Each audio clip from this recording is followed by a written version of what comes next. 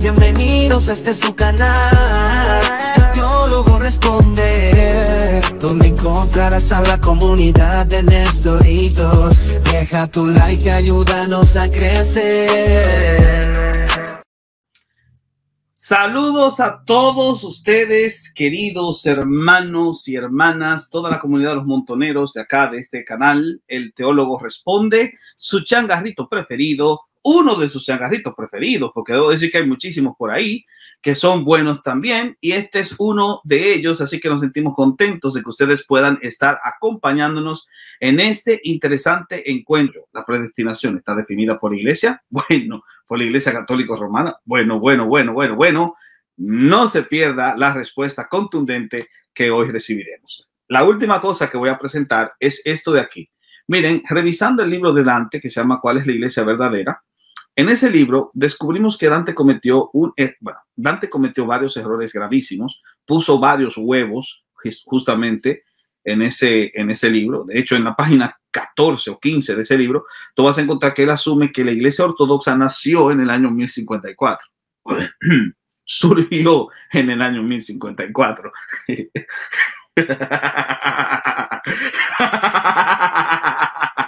Ok, él dice eso, pero lo más llamativo ocurrió justamente aquí, señores, miren esto es la página 174, por ahí o 175, que dice que los católicos no niegan la doctrina de la predestinación, sino la versión calvinista de la predestinación. Entonces es una cita de Calvino en la que resalta: algunos desde el seno materno sean destinados a una muerte eterna ciertísima. Ok, ciertísima. Miren, yo quiero que ustedes presten atención a esta parte. Déjenme devolverlo por si acaso, porque esto es una parte muy importante, lo que ustedes van a ver justamente ahí en el documento, que tomando genuinamente en cuenta el libre albedrío de las criaturas, dice el catecismo, incluyendo en él la respuesta libre de cada hombre a su gracia, establece su designio eterno de predestinación, incluso la respuesta libre de cada hombre a su gracia. Entonces hay dos cosas interesantes que vemos ahí. Primero, cuando él cita a Calvino, él cita la frase que dice que están ordenados. Ojo, que ordenados y predestinados son dos cosas diferentes. De hecho, vamos a ver si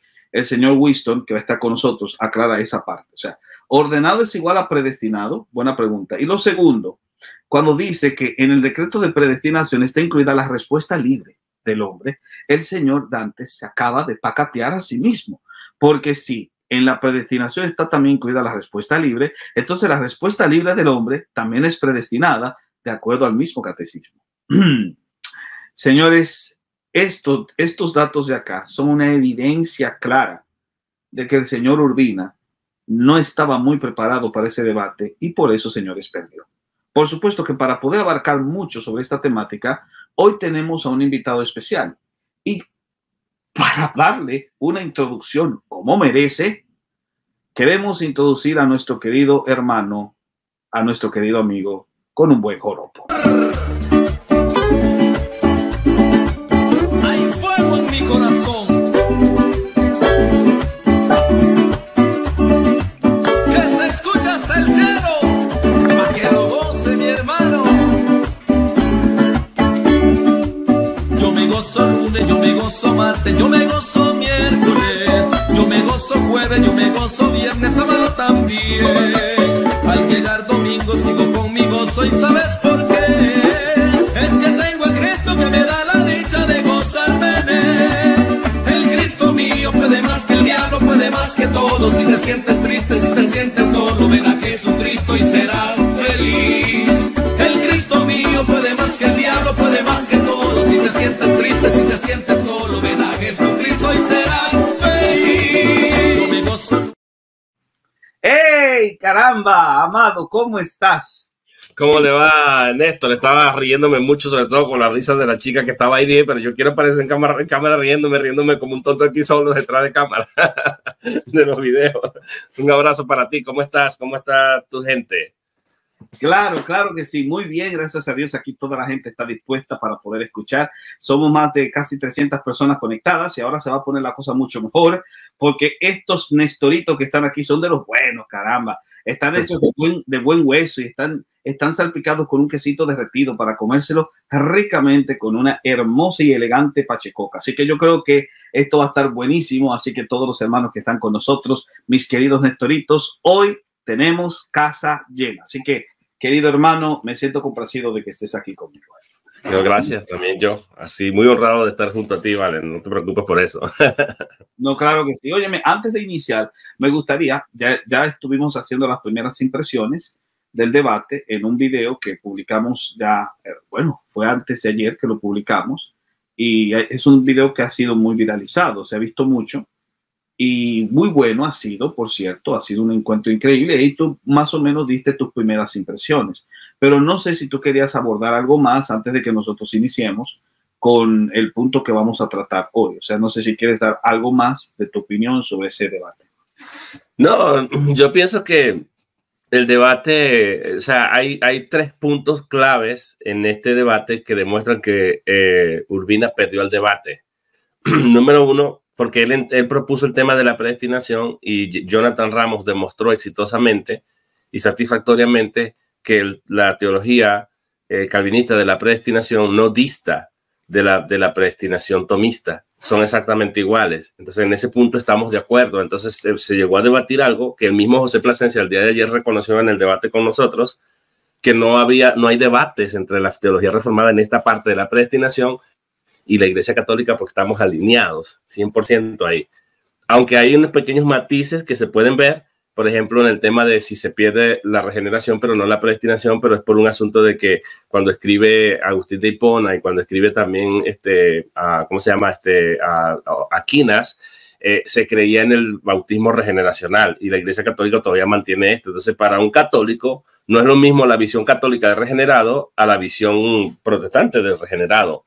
Entonces yo creo que mucha gente incluso ha caricaturizado a Jonathan Ramos últimamente y han tratado de decir, no, es que Jonathan Ramos dijo que un cristiano puede perder la salvación. No, pero es que él está citando lo que dice Agustín de Hipona y lo que dicen, porque en ese contexto, para un católico, un cristiano es el que se ha bautizado, que recibe la gracia justificadora y la gracia de la regeneración.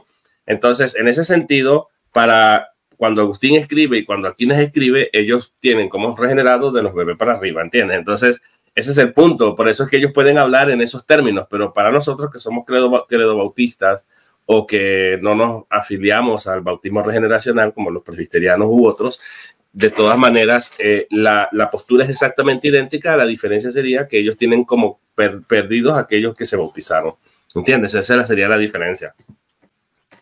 Excelente, excelente. Mira. Pero este es un punto, pero son 2 puntos más. O sea, el primer punto es que él llegó a debatir un tema en el que hay acuerdo. El segundo punto es que él se volvió, defendió una visión semipelagiana. En el punto, fíjate que cuando él dijo, no, Dios nos ayuda en la parte inicial, pero después nosotros tenemos que correr y querer. Nosotros tenemos que querer y correr haciendo buen uso de nuestro libre albedrío.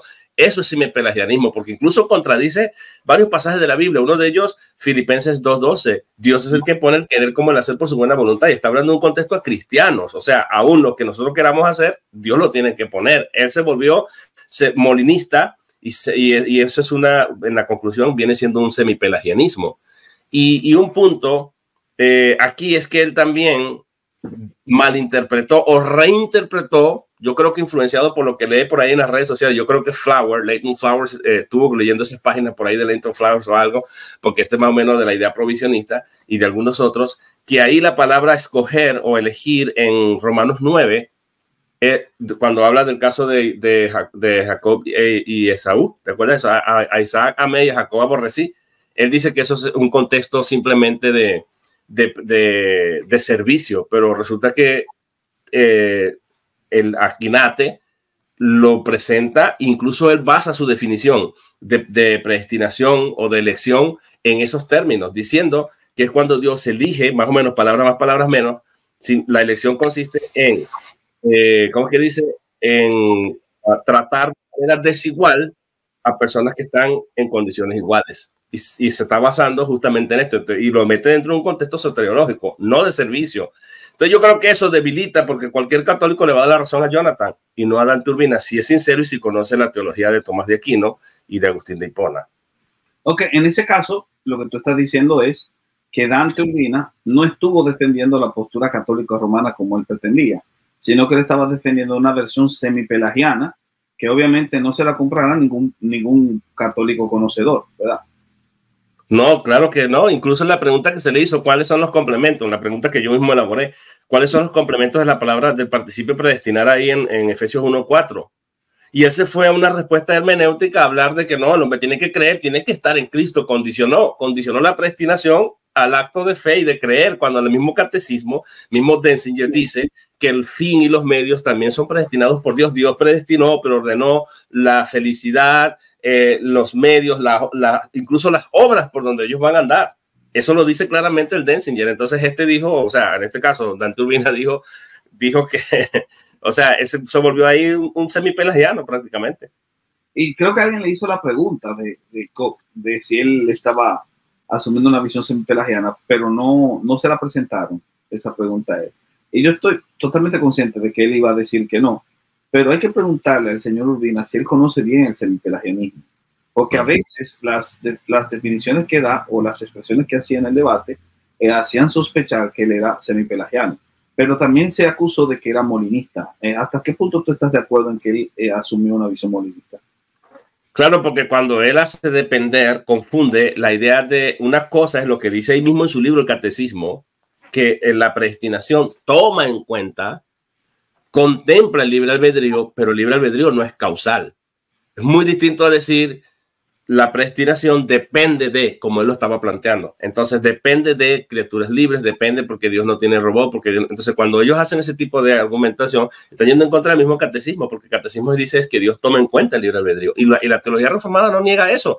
Todas las confesiones calvinistas de Westminster, de Filadelfia, Heidelberg, todas las confesiones calvinistas, creo que en su artículo 9, contemplan la idea del libre albedrío, pero no con el sentido causal. Entendemos que el libre albedrío necesita la ayuda de la gracia, necesita ser, y eso también está preordenado por Dios, eso también fue decretado por Dios. Entonces, en este punto, cuando Dante Urbina hace su exposición, obviamente que él está tratando de hacer depender la predestinación en el libre albedrío, aunque después cuando Jonathan presionó ese punto, él hizo un argumento que yo me quedé estupefacto. Él dijo, no, es que la gracia ayuda, libre albedrío, palabras más, palabras menos, pero lo que la iglesia enseña es que se puede resistir, y es cierto, la iglesia enseña que Dios ayuda al libre albedrío, pero una vez que lo ayuda, que el hombre es libre, o sea, entonces la persona puede decir que sí o decir que no, ya en un estado ya auxiliado por la gracia. Si la persona quiere rechazar, es libre para rechazar, y la gracia ya no hace más nada. Pero si la persona quiere decir que sí, entonces no se puede mover hacia la justificación si la gracia misma no lo ayuda y lo auxilia. Eso lo dice el catecismo y lo dice Trento. O sea, eso es lo que se enseña y eso también está en la declaración conjunta con lo que es la declaración conjunta con los luteranos. Entonces, aquí el punto es, Néstor, que sin gracia no hay nada, pero entonces él va a decir que Dios toma en cuenta si el hombre resistiría o no resistiría. Ahora, la pregunta que hay que hacerse es, para resistir, ¿se requiere el libre albedrío? ¿Se requiere el uso del libre albedrío o no? ¿O para no resistir? ¿Será que yo me tengo que desprender del libre albedrío?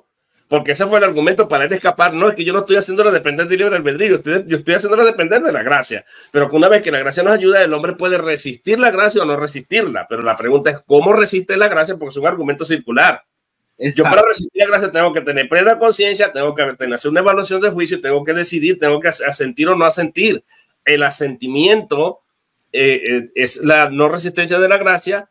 Entonces, tú sí me explico lo que te quiero decir. Entonces, de alguna manera se está haciendo depender. Qué cosa más fuerte eso. Me gusta eso que tú estás diciendo, porque justamente él incurre en un razonamiento circular. Claro. Y ese razonamiento circular le afecta mucho más en el desarrollo de sus ideas y evidencia el por qué se contradijo tantas veces. Miren, para la gente que está diciendo Dante ganó, Dante se contradijo muchísimas veces. Una de las contradicciones más claras fue justamente por la pregunta que yo le elaboré.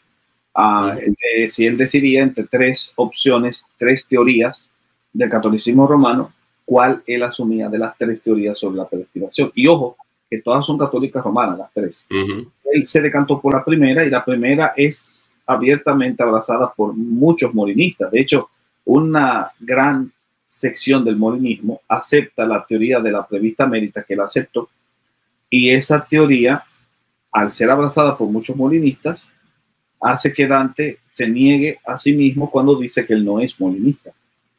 Ahora yo tendría que preguntarme si Dante realmente conoce lo que es el molinismo, y esa es una pregunta que te quería hacer, y después voy a poner este comentario. Pero la pregunta que te quería hacer es, ¿hasta qué punto Dante conocía las fuentes sobre las cuales se define dentro de su propio magisterio el concepto de predestinación? ¿Hasta qué punto él realmente domina muy bien la temática?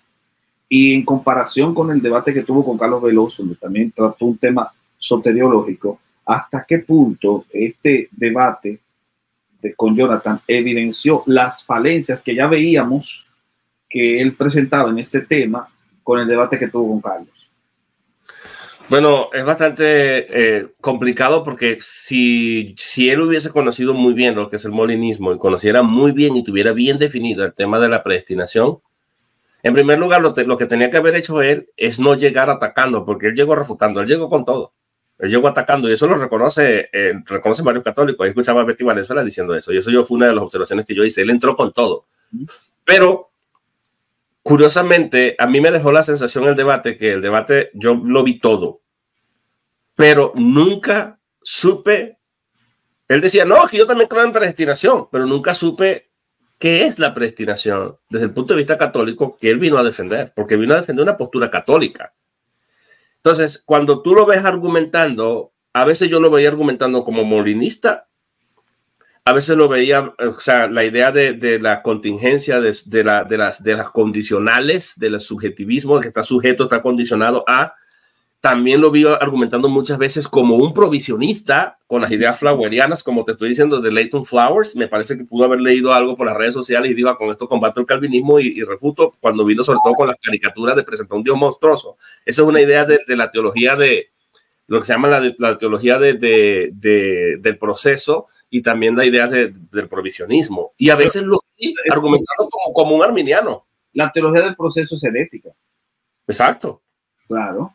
Claro, pero él cuando él presenta estas ideas, muchas veces se puede leer entre sus argumentos todas estas posturas como que bailaba joropo, digo yo, bailaba joropo o bailaba el vals entre molinismo, arminianismo, provisionismo. Y yo decía, pero señores, esto no tiene nada que ver con la definición que Roma da de esto. Y eso te contradice el magisterio. Y Jonathan fue muy astuto en mantenerse en el tema. Jonathan no se dejó distraer, a pesar de que él entró atacando. Jonathan también medio hizo alusión a algunas cosas, pero Jonathan al principio, aunque estaba bastante nervioso, él después agarró el rumbo y como que hay un momento en que se dio cuenta, no, este hombre lo tengo yo acabado porque me está citando el Aquinate, pero el hombre ya se había leído la obra de Aquino y no lo pudo vencer. Mira, pero sí, yo vi esa deficiencia, pues, de que parece que se vino como muy confiado. Yo pienso esto, perdón, yo te voy a pasar la palabra, yo pienso esto. Él estudió a Jonathan Ramos. Jonathan ya había tenido varios debates de la predestinación. El último era con un filósofo tomista. Entonces, él ya más o menos tenía más las ideas y él no se esperaba que Jonathan le saliera con argumentos nuevos, sino que viniera a repetir lo mismo. Y yo creo que él se preparó para eso. Y Jonathan le jugó porque él acusó a Jonathan de que no usó la Biblia, pero eso no era el acuerdo. El acuerdo era usarla a Lutero y a todos, incluyendo la Biblia. Pero Jonathan fue muy astuto. Jonathan utilizó como base la Biblia, pero lo utilizó en sentido inverso. Él se vino con Agustín de Hipona, perdón, con Aquino, Tomás de Aquino, que citaba a Agustín de Hipona, que a la misma vez le estaba haciendo exégesis a la Biblia. Y esa fue la manera como Jonathan se defendió. ¿Quién dice que yo no estoy usando la Biblia? Yo estoy usando a Aquino, que está citando a Agustín de Hipona y que a la misma vez está haciendo la exégesis a la Biblia. O sea, está interpretando la Biblia. Por supuesto que estoy usando la Biblia. Y en muchos versículos que citó Jonathan Ramos. Fue una manera muy astuta de Jonathan defenderse de esa acusación. Sí, porque también hay que entender que la mayoría de los textos bíblicos que usaba el señor Urbina no tenían nada que ver con el tema. O sea, hay muchísimos textos que él revolvió, que eran simplemente esa forma artística que él utiliza para, por ejemplo, dar una reprimenda y colocarle un texto bíblico como para darle fuerza a la reprimenda que va a decir. Y ese tipo de cosas es muy común que lo hacen, casi todo, es muy común que él haga eso. De hecho, esa fue una de las observaciones que yo hice en el debate anterior que él tuvo, que no le gustó mucho al señor Delgado, pero justamente él estaba citando el texto bíblico como un evangélico caricaturesco. Es decir, ese evangélico solipsista bíblico, que ni siquiera es sobre escritura, que es solipsista bíblico, o que anda revoleando textos bíblicos fuera de contexto y que no tiene nada que ver con el tema. Eso no te hace bíblico. Simplemente le diste cierta estructura estética a un discurso, pero no lo probaste del todo con las escrituras. Eso es un punto que hay que tomar en consideración. Y es algo que, por ejemplo, le pasa mucho a él, incluso cuando tiene que debatir con el tema de Romanos 9. Ahora, yo estoy totalmente de acuerdo contigo en que es posible que él se preparó para debatir con el Jonathan que debatió con el filósofo tomista Michele, pero no se esperaba este Jonathan que le iba a citar el griego. Y Jonathan incluso concluyó con una cita bíblica dicha de memoria, que era del Evangelio de Juan, porque sin duda alguna fue un trabajo muy exquisito el que él hizo. Ahora, alguien pregunta por ahí, antes de comentar a Fabián, alguien pregunta que cuál fue el argumento molinista de Dante, si él más argumentó con Santo Tomás. ¿Tú crees que realmente Dante argumentó con Santo Tomás? Parcialmente. Solamente cuando quiso refutar a Jonathan, en un momento dado dijo que lo estaba sacando fuera de contexto. Ahí creo que fue donde habló un poco de la resistencia o no resistencia de la gracia o algo así, pero creo que Jonathan hizo un buen papel en meter él quiso presuponer que estaba metiendo el asunto en contexto. Aquí no es en contexto. No, lo estás interpretando fuera de contexto, pero Jonathan conocía más el contexto. Lo vi muy poco citando a Tomás de Aquino. Y una muestra de eso es cuando él dijo que ahí, Romanos 9, se refería a servicio, para tratar de no asociar la elección con la salvación. Y resulta que la Iglesia Católica cita esos pasajes para sostener su punto de la elección, porque la Iglesia cree en elección y en predestinación, aunque no sea de una manera definida dogmáticamente, pero sí los tiene en sus documentos oficiales. No, él ahí argumentó como este arminiano, Casio, que había respondido a un artículo de un pastor calvinista sobre Romanos 9, para decir que esto es una predestinación de naciones. Entonces, aquí más padeció un arminiano que un católico romano, el señor Urbina, en ese punto. Sí. Ahí, y esto lo hizo no en su argumento, en su discurso de apertura. Ojo, señores, que cuando usted dice, si más argumentó con Santo Tomás, tú tienes que tomar en consideración el discurso de apertura, no las respuestas posteriores, porque las respuestas son a los discursos de apertura.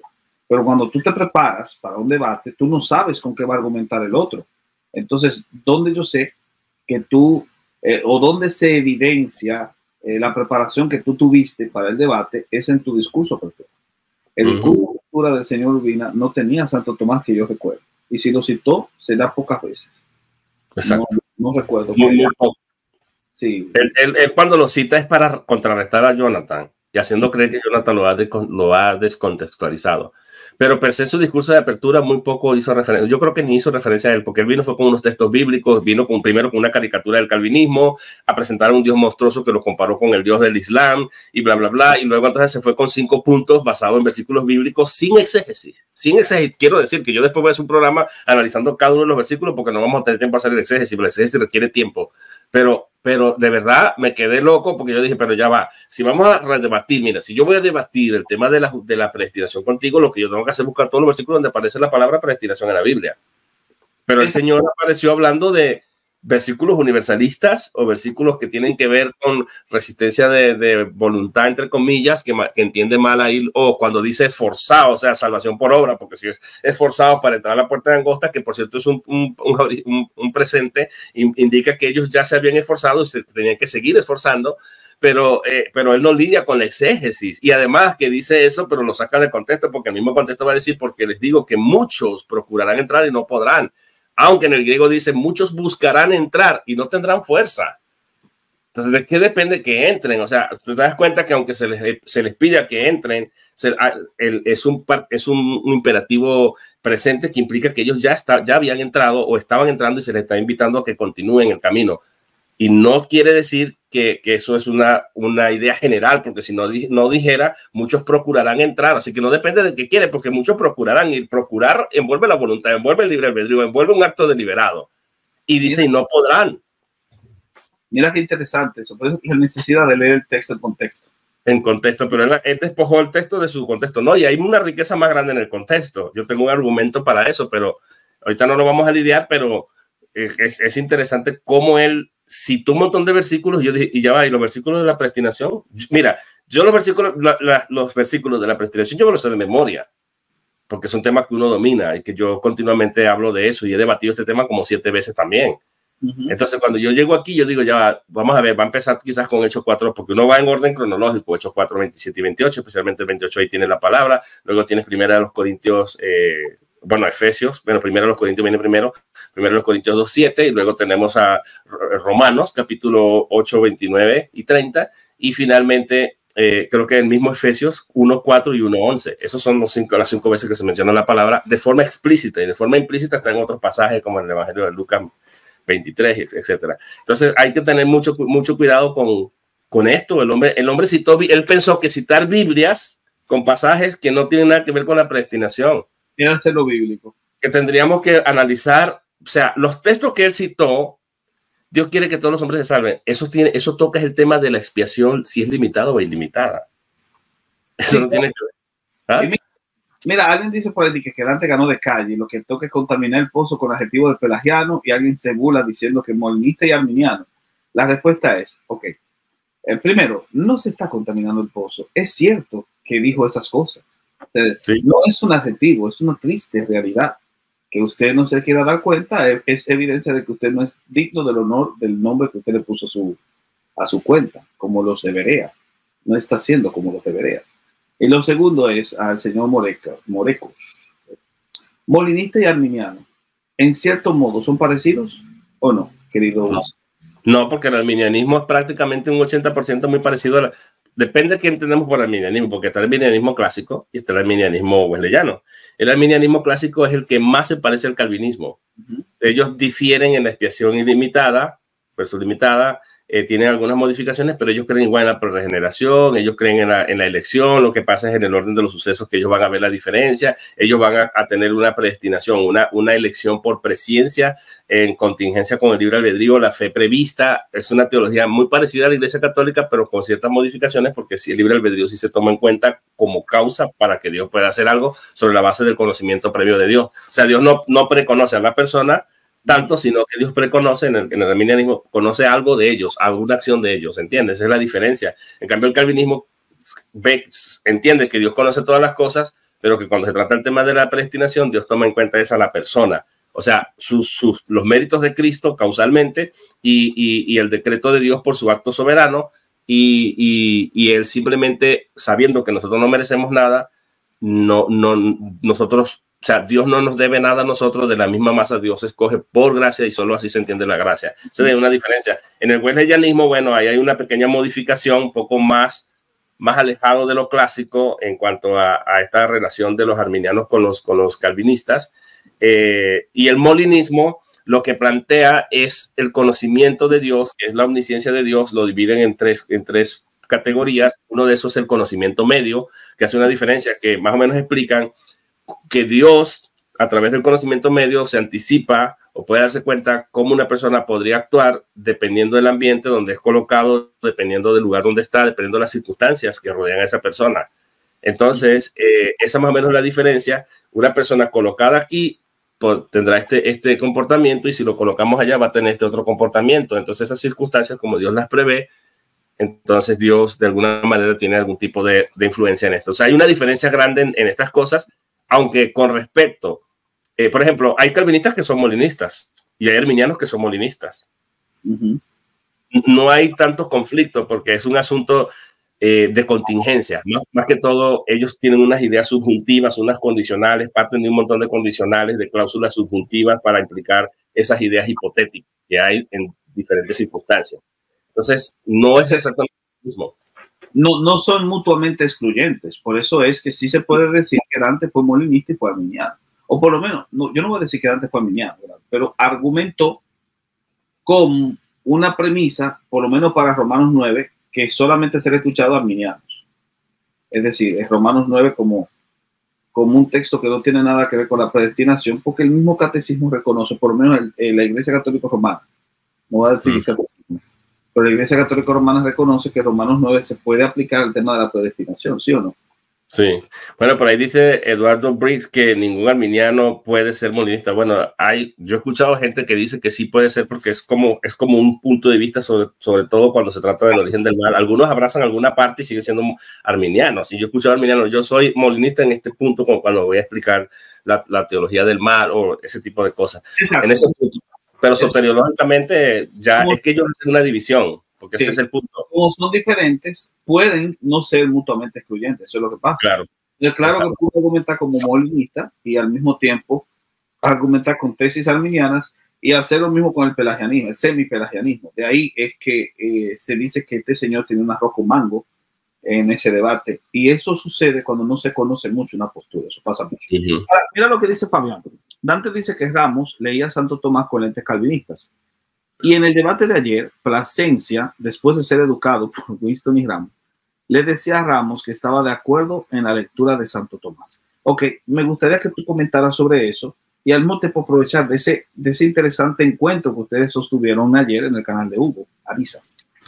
Sí, mira, es cierto lo que dice Fabián da Silva aquí.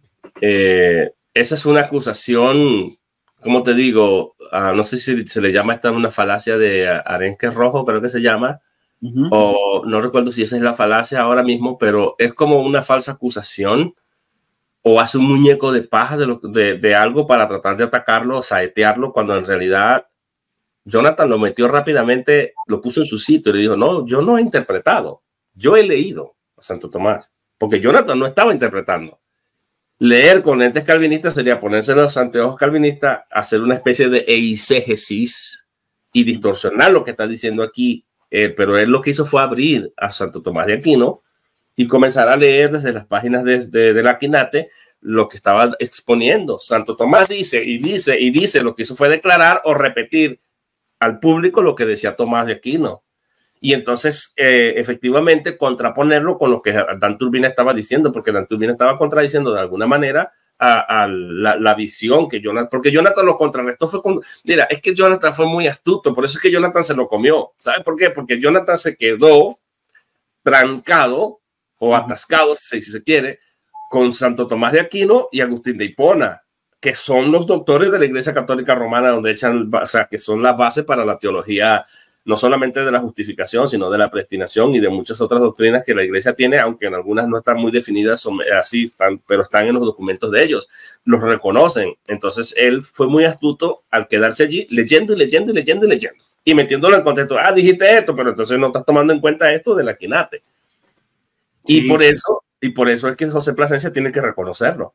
José Plasencia no puede decir lo contrario. Dice, no, yo estoy de acuerdo con dice, ahí no hay debate de predestinación, estamos alineados punto por punto, aunque en un momento se confundió un poco José Plasencia, pero es porque yo entiendo a Jonathan. Lo que está diciendo Jonathan dijo, un cristiano sí puede perder la salvación y un salvo puede perder la salvación, porque así lo declaran Tomás de Aquino y Agustín de Hipona. Y yo estoy de acuerdo con ellos, dice Jonathan Ramos. Y ahí es donde nos dividimos, Jonathan Ramos y yo le digo, no, yo no. Pero luego Jonathan me aclara en privado y me dice, no, lo que pasa es que en la visión de ellos el asunto es por el bautismo. Entonces, al haber a ellos creen el bautismo regeneracional, la idea de justificado regenerado es muy distinto a la de un cristiano protestante, que no creemos que sea el bautismo el que regenere.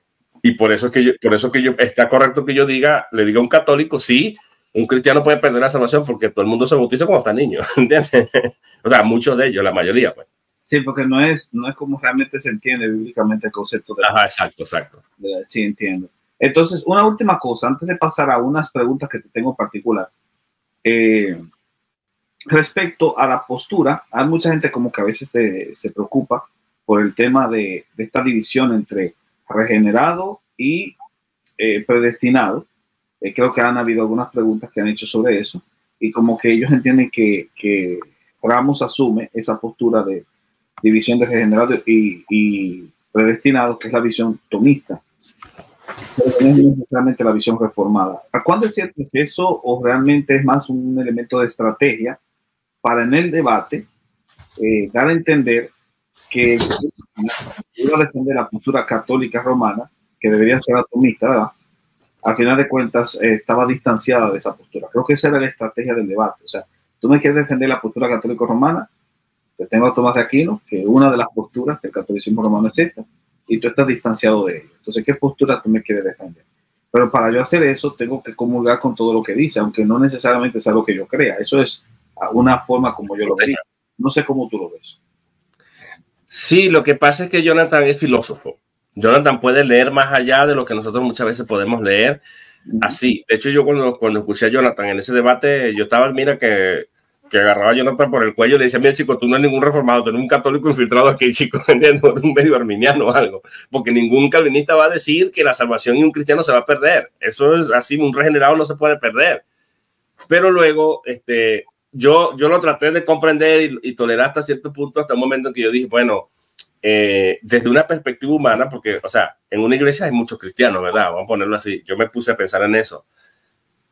Pero nosotros no sabemos si todos los que están en una iglesia son elegidos de Dios, son los predestinados, son predestinados. Entonces yo podría decir desde la perspectiva...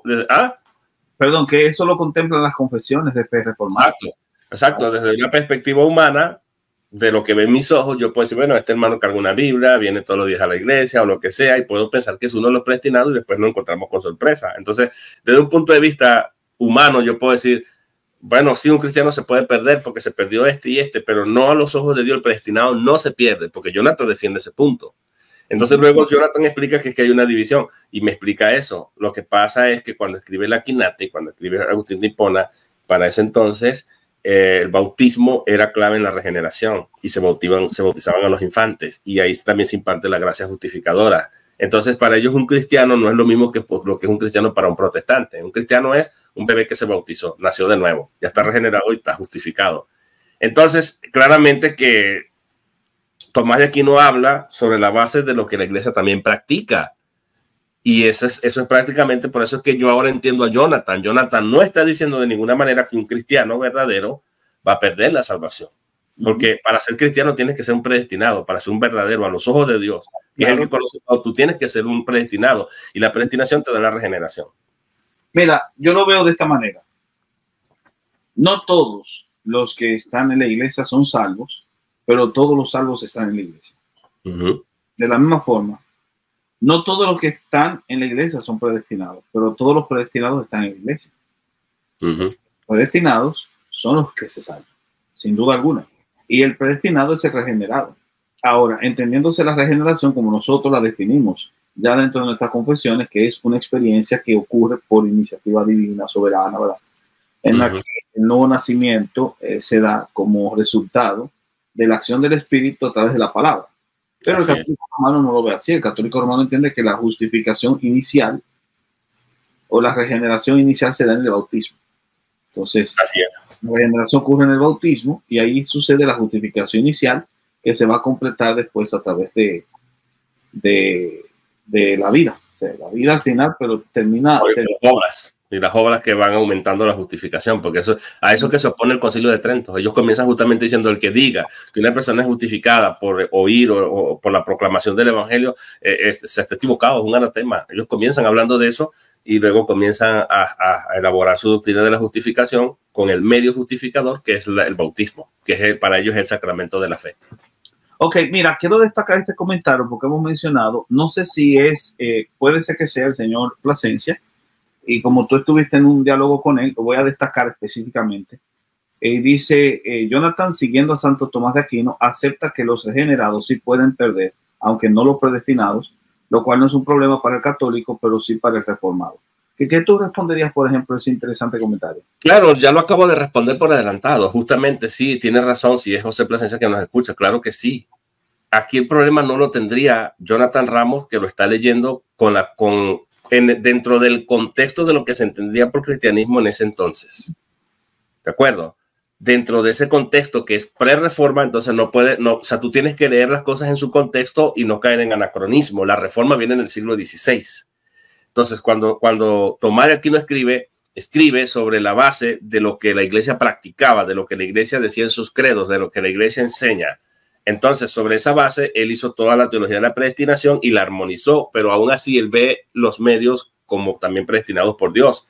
Entonces, en ese contexto, él lo que está viendo aquí es que cuando un católico se bautiza, cuando un padre bautiza a su niño, en realidad ahí está ocurriendo la regeneración, es un asunto conceptual, y la justificación.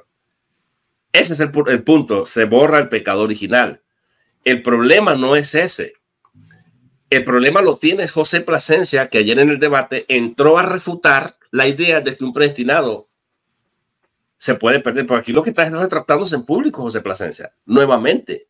Porque si ustedes ven el debate que tuvimos ayer, él dijo, ¿quién de los dos quiere responderme esta pregunta? Hizo la pregunta. Un predestinado. Fíjense que el debate no es si un regenerado o un salvado, como decía Agustín de Hipona o como decía el Aquinate, Tomás de Aquino. Él llegó a preguntar que si un predestinado podía perder la salvación. O sea, podría no llegar al final, podría perder la salvación. Y yo le dije que no, de automático, ni siquiera había elaborado la pregunta. Le dije no. Y él salió a contrarrestar esa respuesta mía con Gálatas 5:4, que yo lo puse en contexto. Tienen que ver el video para que vean en el contexto como yo lo ubiqué desde la exégesis, porque el apóstol Pablo usó la palabra gracia de múltiples maneras. Y una de esas es refiriéndose a la libertad cristiana. No necesariamente la gracia justificadora como ellos la entienden. Pablo usa, creo que la palabra gracia aparece más de 200 veces en la Biblia.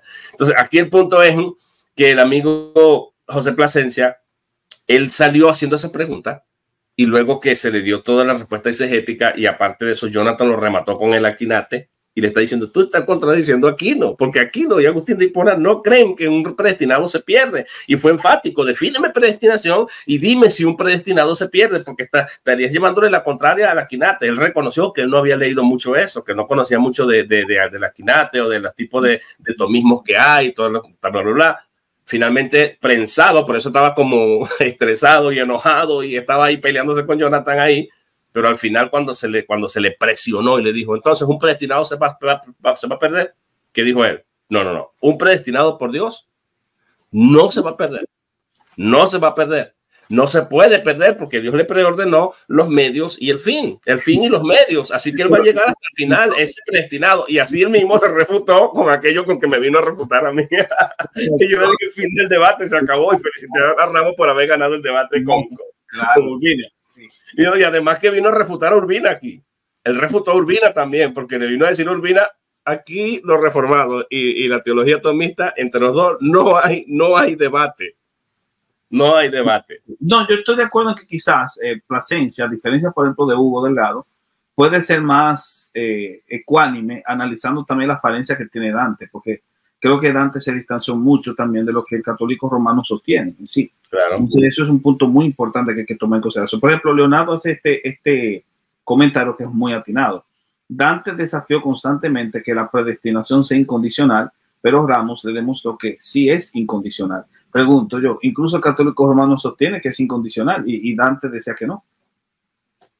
Te lo estoy preguntando, o sea, no estoy afirmando. Sí, para la iglesia católica cree que la predestinación y la elección ocurren antes de la fundación del mundo y que cuando Dios echa su plan a andar en esta tierra, Dios ya la predestinación que contempla o que contiene la felicidad, la fe, los medios y las obras de esos predestinados, de esos elegidos de Dios, Dios también lo preordenó. Dios también por un acto de gracia y de misericordia. Y Dios es activo en eso. Eso dice el Denzinger, ¿no? Entonces, en este punto tenemos que entender que si eso es así, si esto ocurrió y el decreto ya está dado antes de la fundación del mundo, pues la predestinación tiene que ser incondicional. La predestinación, y muy buen punto el que ha traído Leonardo aquí, tiene que ser incondicional. Ahora, cuando Dios echa a andar su plan acá, sobre la base de la presencia, que ese fue otro de los puntos clave, que la presencia no la entendió de la misma manera. Dante Urbina parecía estar hablando de una presencia distinta a la presencia que estaba hablando Dante Jonathan Ramos, porque la presencia, según Aquino, es una presencia, un conocimiento de aprobación, una ciencia de aprobación, en la que Dios está activo e implica la idea de la elección. No es simplemente y aprobación, no sobre la base de lo que él ve, contemplando el libre albedrío, pero no es el libre albedrío lo que modifica, lo que hace depender la elección o la predestinación de Dios, sino más bien lo que Dios mismo se propuso para sí mismo. Y eso Dios proveyó no solamente o preordenó no solamente el fin, sino también los medios. Entonces yo creo que ahí está el punto. O sea, cuando uno lee bien, si esto ocurre antes de la fundación del mundo, en la esfera tiempo y espacio, la elección tiene que ser condicional porque tenemos que dividir la humanidad en dos grupos, los predestinados y los réprobos. Y en eso estamos de acuerdo los católicos con la teología reformada. Claro que sí. Entonces, mira, me gustaría que viéramos esto para entonces inmediatamente pasar a unas preguntas que te tengo directamente sobre justamente el tema de la predestinación. Enterados, claro está, de que tú ayudaste mucho a Jonathan con el tema de la preparación, incluso hicieron unas diapositivas, pero lamentablemente no se pudieron presentar todas. Entiendo que por tema de tiempo, entiendo que también fue por tema de cambio de estrategias al final, y también entiendo que un poco juega ahí el tema de la moderación, pero en ese caso sería interesante hacer este cotejo de algunas cositas. No sé si tú quieres presentar algo. No, yo tengo aquí para hablar un poco más de la presidencia, pero se nos va a llevar mucho tiempo, Néstor. Prefiero más bien responder a preguntas y eso, y en algún momento quizás haga un programa sobre esto de la predestinación, porque yo tengo, mira, una de las cosas que yo tengo que agradecer de este debate son dos. Uno, la relación entre Jonathan y yo se afinó, porque estábamos un poco distanciados debido a sus confesiones, como todos flaqueamos en la fe, en su afiliación con el catolicismo y todo esto, y yo había hecho unas declaraciones en pública en las que yo hasta me había desuscrito de su canal, había pedido a mi audiencia que se desuscribieran y yo me había distanciado de Jonathan Ramos. Yo no quería saber nada de él porque, o sea, estamos haciendo una apología contra el catolicismo y él estaba defendiendo, o sea, debatiendo contra hermanos protestantes, pero entiendo también el celo, o sea, hay un sentido de justicia también acá de Jonathan. Y este debate acercó a Jonathan a mí porque él vino a decirme, oye, mira, necesito ayuda, ¿cómo tú que has trabajado este tema me puedes hablar un poco de esto? Y no solo ayudé en el tema del griego, sino también en la parte de cómo yo he debatido este tema también, porque él vio algunos de mis videos de los debates que he tenido, ¿ves? Pero, y sí, mira, fue afortunado Dante Urbina que Jonathan Ramos nos trajo los argumentos exegéticos de los 5 textos que hablan de la predestinación. Si Jonathan Ramos hubiese querido apegar estrictamente a la predestinación desde la Biblia y ahí se lo come y lo deja sin palabras, no hubiese podido hacer esto. Bueno, este hombre se iba a quedar mudo, es como hablarle chino. Y eso se dejó ver en la pregunta que yo le hice, que era una pregunta de sintaxis, de gramática, que cualquier persona que estudie gramática un poco y sabe lo que es un complemento, sabe qué es lo que yo estoy preguntando. Y él se fue a hacer una respuesta hermenéutica. Que, por cierto, allí es donde deja ver, alguien que preguntó por ahí, un poco la idea del molinismo, un poco la idea de la condición. Porque él va a decir, porque el molinismo contempla condiciones. No, tienes que estar en Cristo para que Dios lo pueda predestinar. Entonces, si estar en Cristo es la condición para estar, entonces esto es causa de la predestinación y no la predestinación la causa. Y eso contradice a la Quinate. Claro que sí. La segunda vez que él deja ver el molinismo también con la respuesta a la pregunta de si él acepta la anteprevista mérita, que es sí, claro, también por los molinistas. O sea, un gran segmento de los molinistas aceptan eso. Así que sí, por su propia boca, como él dijo, él le gusta decir a Dante esto, tu propia boca ha atestiguado contra ti. Bueno, su propia boca atestiguó contra él en ese punto. Y no solamente ahí, vamos a ver muchas veces más donde va a ser atestiguado. Pero antes de, me gustaría que viéramos esta parte que es muy interesante, otra vez, ante la audiencia que nos ha llegado, ya casi somos 400 personas conectadas. Quiero que vean esto que estuvimos presentando justamente. Tengo que ser honesto con algo. Para mí, Dante no ganó el debate.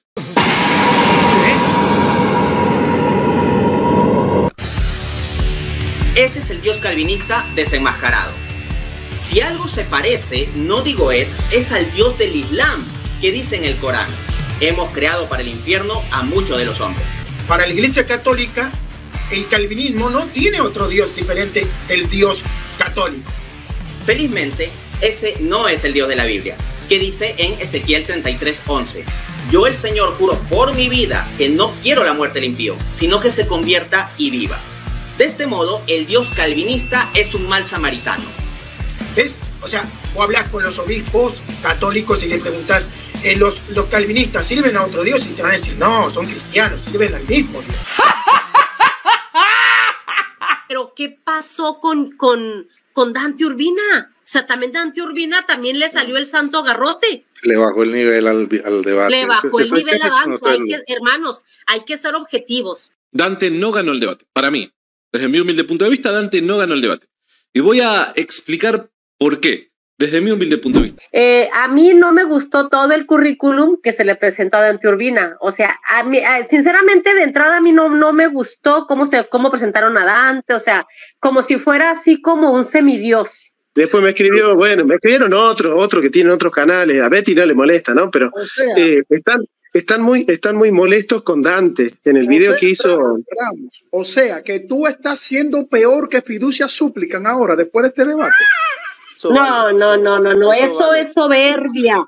Eso es soberbia, por favor. También ustedes quítense los lentes antiprotestantes, Francisco. Esto puede ser provocativo. Tenemos que ser honestos. Yo soy honesto y pongo las cosas sobre la mesa. Dante empezó muy mal.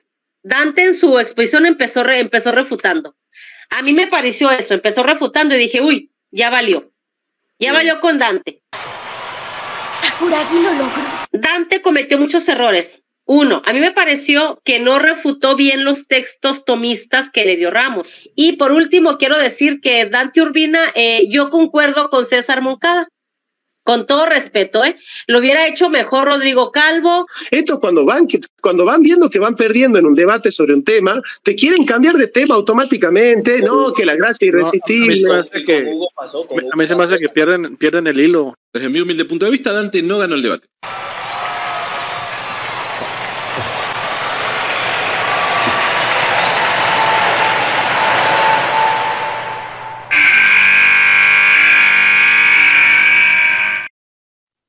Oye, hay muchas cosas que decir ahí, debo decir, muchísimas cosas.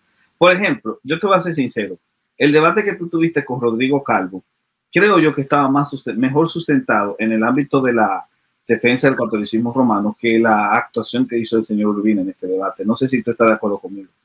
Completamente de acuerdo, porque es que él no representa el catolicismo. O sea, yo no te dije al principio, me quedó la sensación, pero ¿qué defiende este hombre? ¿De qué estamos hablando? ¿De expiación ilimitada, de gracia irresistible, de contingencia con el libre albedrío? O sea, al final yo no supe, o sea, no me orientó.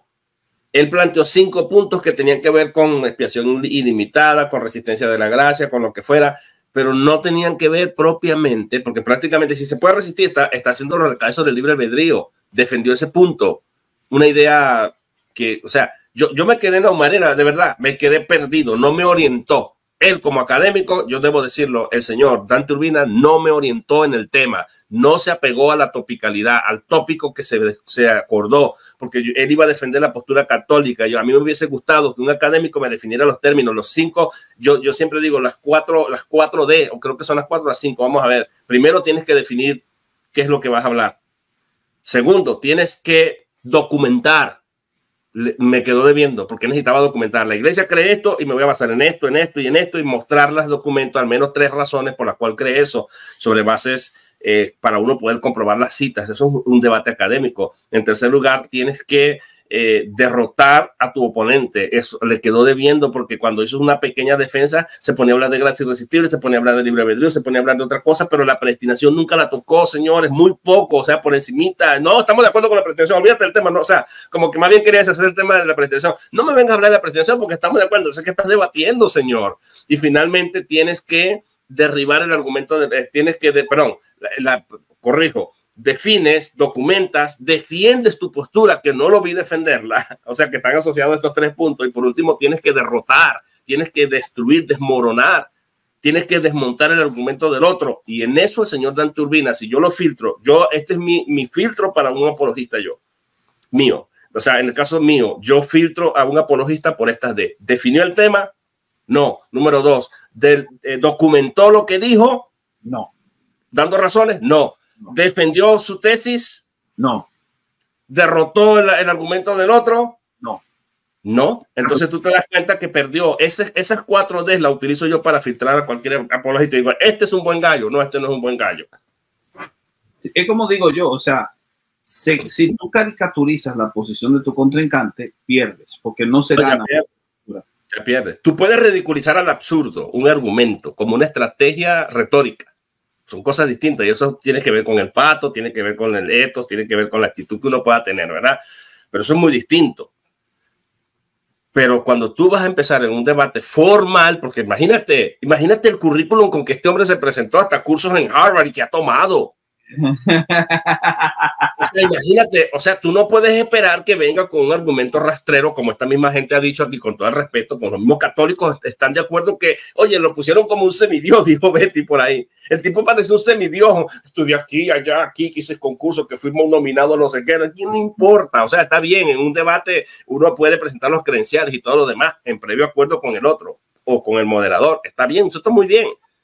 Eso no lo critico, está bien, porque cuando uno se va a presentar la gente tiene que saber con quién se está debatiendo. Pero luego entonces se para a hablar que Max Roper se ve más formal. Disculpa que Max Roper yo no nombre, pero es que Max Roper, él es, ¿cómo te digo? Max Roper él es sincero. Él habla como habla, pero él es porque él tiene claro que, o sea, los protestantes para mí no son evangélicos, no son unos, ¿entiendes? Están perdidos. Y él habla con esa pasión por fe, por su defensa, por la defensa de su fe. Pero él habla así, sin pelos en la lengua, y si tienes que decir una grosería te la va a decir, si te tienen que insultar te insulta, si te quiere, o sea, así, me pareció algo muy parecido, con un poco de sutileza, pero me pareció que la argumentación, obviamente de lo que es académicamente hablando, sí. No, claro, y te digo algo, o sea, estamos hablando, como decía Rodrigo Calvo, bajo el nivel, o sea, el señor Dante Urbina bajó su nivel al de Roper Calvo, y quizás un poquito más bajo. Entonces eso lo que me muestra a mí son dos cosas. Una, estaba subestimando, estaba subestimando a Ramos, lo subestimó, o en segundo lugar, venía con una autoconfianza en que sus argumentos eran tan sólidos que Ramos no iba a hallar qué hacer. Mira, le pasó lo del cuento, una anécdota. En una iglesia invitaron a un predicador que supuestamente el sujeto era el papaupa de la matica, como dicen, la última Coca-Cola que el desierto había producido. Entonces el sujeto estaba muy, muy confiado de sí mismo. Es decir, él entendía que él era un excelente predicador y subió hondo, con el pecho así inflado, llegó a predicar, y cuando abrió la Biblia, se le perdieron los versículos, se le nubiló la cabeza y se le trabó la lengua. Dios le trabó la lengua. Dios le nubiló la vista. Dios le hizo perder los versículos. Y como no pudo decir nada, salvo unos cuantos monosílabos, y la gente mirando y unos cuantos aguantando las risas, no pudo aguantar más, porque no podía decir nada, ni siquiera su nombre. Bajó con la cabeza agacha, y una vez que estaba al frente dijo: si hubiese bajado, no, si hubiese subido como bajó, hubiese bajado como subió. Eso, señora Antonio. Muy buena analogía, muy buena relación la que has hecho. Sí, y a mí yo me sentí muy orgulloso de Jonathan, porque Jonathan al principio estaba bien nervioso y todo lo demás. No. En el momento en que Jonathan lo regañaba. Tú tienes que. Oye, mira, aprende. Sí. Mira qué bueno. Hay muchísimas cositas que podemos decir, pero entonces quiero hacer ya solamente dos cosas más antes de pasar a los comentarios y a las preguntas de la gente. Lo primero que yo te quería preguntar, si son dos preguntas, y te las voy a hacer bueno, no sé si tú quieres que te la haga las dos así, o que te haga una, tú respondes y luego te haga la otra. Una a la vez, porque si no se me olvida. Eso sí, te voy a advertir. Pregunta corta, respuesta larga. Así que prepárate. No, y si la pregunta es larga, la respuesta. Okay, aquí voy.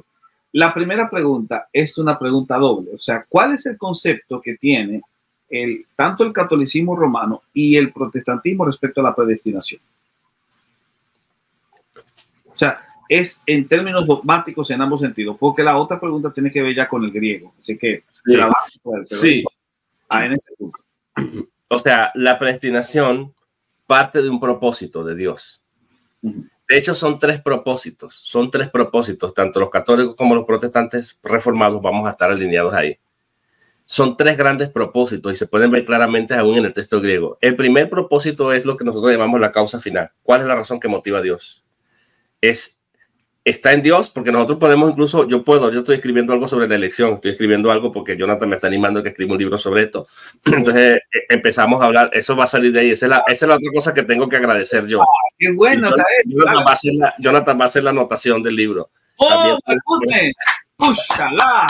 Sí, ya habíamos, el discurso de apertura lo amplié un poquito y ahora me metí con el tema de la elección. Y digo, no, sigue para adelante, llámale la gramática de la reforma o algo así, no sé. Pero por ahí vamos. Eso. Pero lo que te iba a decir, bueno, que hasta se me olvidó lo que te iba a decir ya. Bueno, el punto es que hay tres grandes propósitos. Dios comienza con el final primero. Y incluso yo digo en ese librito que empecé a escribir, yo puedo incluso tolerar y decir que la predestinación y la elección es también condicional, pero siempre y cuando esa condición esté fuera del hombre, fuera de la contingencia humana. Si se refiere condicionada a Dios, a su gracia, a su misericordia, a su amor, a su afecto, a su voluntad, amén. En ese sentido, los reformados vamos a decir que sí, pero es incondicional en cuanto a la naturaleza del hombre, en cuanto al hombre, en cuanto a la actitud o a la obra del hombre. Entonces, el primer propósito es, o sea, el propósito o la causa final a donde llega la predestinación es que el hijo sea el primogénito entre muchos hermanos. ¡Oh, Shemaín! Eso es lo que hablaba Jonathan Ramos, de que el número de los predestinados, se lo dice la Iglesia Católica, tanto materialmente como numéricamente, se van a salvar todos. Y eso es probado por el griego, porque lo dicen todos los doctores, incluyendo evangélicos y católicos del griego, van a decir a los que antes conoció, que ese conocimiento ya vimos que es de aprobación, que tiene la idea también de la elección, a los que antes conoció también los predestinó, y a los que predestinó, mira, ¿los predestinó para qué? Los predestinó para ser hechos conforme a la imagen de su hijo. Y ahí viene la causa final. Para que él sea el primogénito. La palabra primogénito tiene la idea de preeminencia, de glorificación del hijo, para que el hijo saque pecho de que tiene un pueblo que lleva su imagen, que ese sería otro punto. Y finalmente también los glorificó. Lo que te quiero decir aquí es que desde el punto de vista del griego existe una cosa que se llama énfasis pleonástico, en el que el sujeto pasa a ser el objeto directo pasa a ser el sujeto de una razón enfática, como cuando tú dices subo para adentro, pero subo para arriba, bajo para abajo, subo para arriba, bajo para abajo, entro para adentro y salgo para afuera. Esa es una idea pleonástica. Aquí Pablo, y no ocurre en ninguna otra parte del Nuevo Testamento, aquí dice, si se ocurre en una frase nada más, pero aquí dice a los que antes conoció, a estos mismos. O sea, lo que da a entender es que el mismo grupo que conoció, a estos mismos predestinó, y a estos que predestinó, a estos mismos los llamó, y a estos que llamó, a esos que llamó, esa es la gracia, el llamamiento eficaz, lo que llamamos gracia irresistible. A estos mismos que llamó, a estos mismos justificó, y a estos mismos que justificó, a estos mismos glorificó. Ahora, la glorificación no se ha dado, pero dice Poggi, que es un erudito católico, que Pablo usa aquí un auristo proléctico para demostrar la certeza de la glorificación, porque el mismo grupo que Dios conoció es el mismo que será glorificado. No pierde ni uno. Por eso cuando este señor llegó a hacer la pregunta ayer, de que si los predestinados se pueden perder, yerra al no entender la cadena de oro que es inquebrantable, porque se usan 5 auristos cuyas 5 acciones las hace Dios. El primer propósito es que el Cristo, Dios no le quiere quedar mal al Hijo. ¿El Hijo será glorificado o no? El Hijo será glorificado. Por eso la predestinación es por medio del Hijo y por la causa meritoria del Hijo. Y la segunda razón o el segundo propósito es para que nosotros llevemos la imagen de su Hijo, que comienza con la regeneración y vamos en un proceso, porque nosotros tenemos un conflicto entre el ahora y el todavía no. Eso lo enseña la teología reformada. Roma también está de acuerdo con eso, aunque ellos le insertan la idea de la santificación y la justificación ahí. Pero no dista mucho en cuanto al concepto, porque la regeneración, incluso si lo veía Calvino. Calvino no ve la regeneración como algo de un acto y que ya después de un acto de separación, sino que nos vamos transformando en la misma imagen de su Hijo. Nos vamos transformando a medida que más palabra conocemos, más oramos, más buscamos de Dios, nos vamos transformando, nos vamos pareciendo más a Cristo. Y al final, cuando Cristo venga, esa glorificación de nuestro cuerpo, la redención del cuerpo, lo que llama Pablo, el mismo espíritu que resucitó a Cristo de los muertos, ese mismo espíritu que vive en nosotros, él mismo, la creación gime con dolores de parto. Nosotros también así gemimos dentro de nosotros, los que tenemos las primicias, esperando la redención, la adopción de nuestro cuerpo. La redención de nuestro cuerpo. Para Pablo, la adopción en un sentido de consumación, que comenzó con la regeneración, se consuma con la redención de nuestro cuerpo. Quizás nuestro cuerpo todavía dure 3 días sin bañarse, se va a poner podrido, quizás va a tener que utilizar anteojos, quizás le van a salir canas, quizás se le van a salir se le van a caer los dientes, quizás usted se va a arrugar, se va a ver el espejo mañana y se va a asustar, quizás usted se deforme, quizás todo su cuerpo, usted sea lo que Pablo llamó el cuerpo de la humillación nuestra, pero el misterio glorioso es que vamos a ser transformados en la misma imagen cuando el Hijo de Dios se manifieste. Ahora somos hijos de Dios y no se ha manifestado lo que hemos de ser, pero sabemos que cuando Él se manifieste, seremos transformados en la misma imagen de su Hijo y le veremos tal cual es. Ese es el estado de la glorificación. ¿Puede Dios fallar? Si esto no se da, el Hijo queda mal. El Hijo no es glorificado. El Hijo no tiene preeminencia en medio de sus hermanos. Y tiene que ser el mismo grupo que Dios conoció con ese conocimiento de aprobación, ese conocimiento libre, sin influencia de nada. Y el último propósito, que también lo podemos ver acá, y lo vamos a ver aún en el más allá, lo va a decir Efesios capítulo 11, para alabanza, capítulo 1, versículo 11, para alabanza de la gloria de su gracia, con la cual nos hizo aceptos en el amado. Nos hizo aceptos, la gracia de aceptación, sí. Nos hizo aceptos en el amado. Ahora, ¿dónde se le da la gloria a Dios? En la iglesia. Nosotros, por eso la teología de la gracia es muy fuerte, la doctrina de la gracia son muy fuertes, porque la predestinación tiene como propósito la alabanza de la gloria de la gracia de Dios. La gracia de Dios es gloriosa. Por eso Pedro, y esto es concordante con la Biblia, el Dios que los llamó a ustedes, el Dios de toda gracia, el Dios todo gracioso que los llamó a ustedes a su gloria eterna. Él no nos llamó para contingentemente, probablemente hacer posible la salvación, nos llamó a su gloria eterna. El Dios, después que hayáis padecido un poco de tiempo, para Pedro, los sufrimientos están ligados al propósito de Dios también. Para Pablo también, la predestinación es una doctrina de consolación. Pedro va a decir, va a comparar las vicisitudes, que no era poca cosa lo que le estaba pasando a ellos. Estaban siendo muertos muchos de ellos, llevados como ovejas al matadero. Y para Pedro decía, estos sufrimientos para Pablo era una leve tribulación en comparación a la gloria venidera. Las vicisitudes de este mundo no se comparan a la gloria venidera, pero para Pedro decía, después que hayáis padecido por un poco de tiempo. Para Pedro era un poquito de tiempo. Ese Dios que te llamó con su gracia a su gloria eterna te perfeccionará el PAFE, te perfeccionará, afirmará, fortalecerá y establecerá.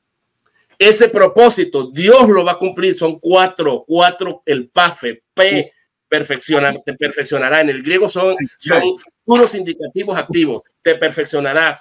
La A, te afirmará. Aunque han dicho ahorita, te afirmará. F, te fortalecerá. Y por último, te establecerá. Aleluya.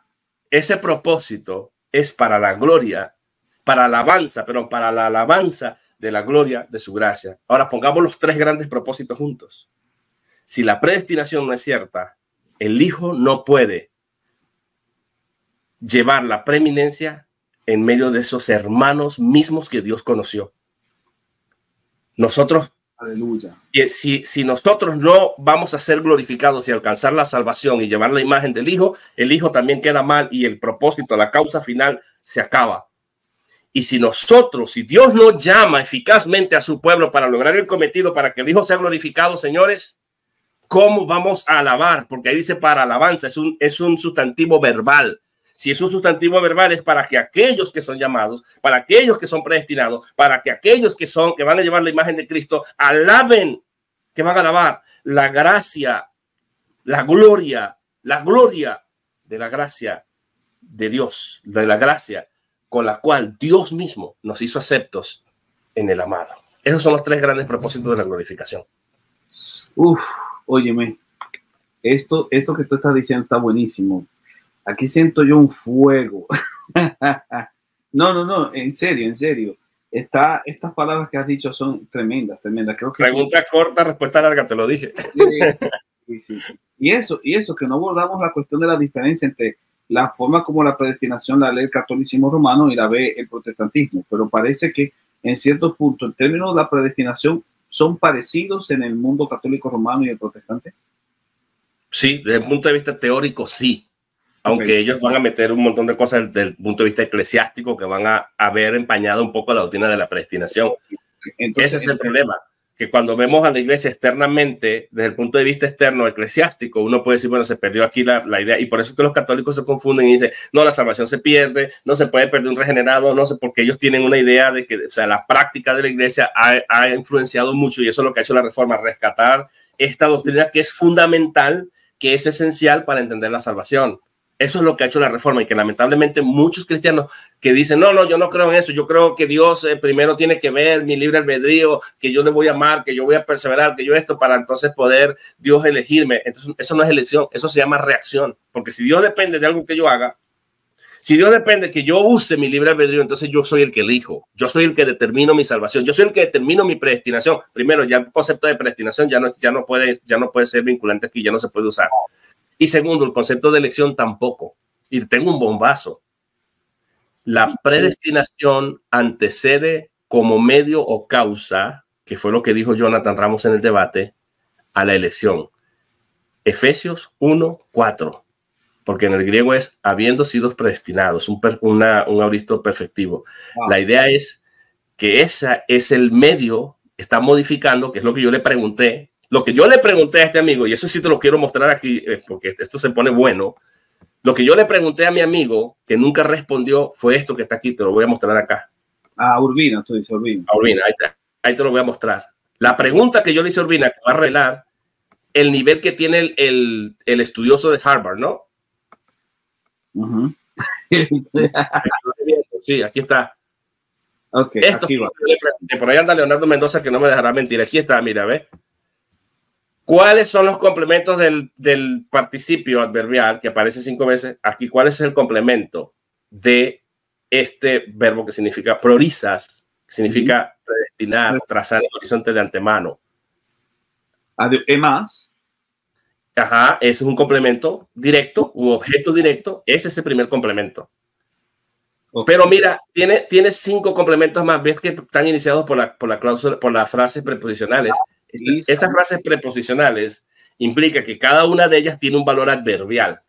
Que este priorizas no se va a entender aislado de todas y cada una de estas cláusulas, porque esto es, yo articulé toda la doctrina de la gracia para este debate. Y mira, aquí está, priorizas, habiéndonos predestinado, pero aquí mira lo que dice Wallace, dice que aquí, como es un participio adverbial, va a decir que el participio adverbial es de causa, o puede ser mucho mejor instrumental, y que está modificando al verbo elegir del versículo 4. O sea, y él va a explicar, aquí lo va a explicar él, mira, él va a decir, dice aquí, dice literalmente, lo pueden rastrear ustedes, está la fuente. Con predestinar, el versículo 5 comienza con un participio auristo que depende del verbo principal en el versículo 4, es decir, la palabra elegir.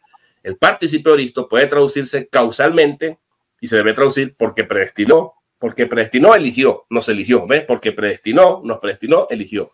O instrumentalmente, que quiere decir por medio o por la instrumentalidad de predestinarnos, de predestinarnos, entonces nos eligió. O sea, la predestinación es el medio por el cual Dios nos predestinó. Y que debido al orden, va a decir Wallace, eso es lo que va a escribir. Un matiz causal sugeriría que la predestinación de Dios de ciertos individuos impulsó la elección de ellos.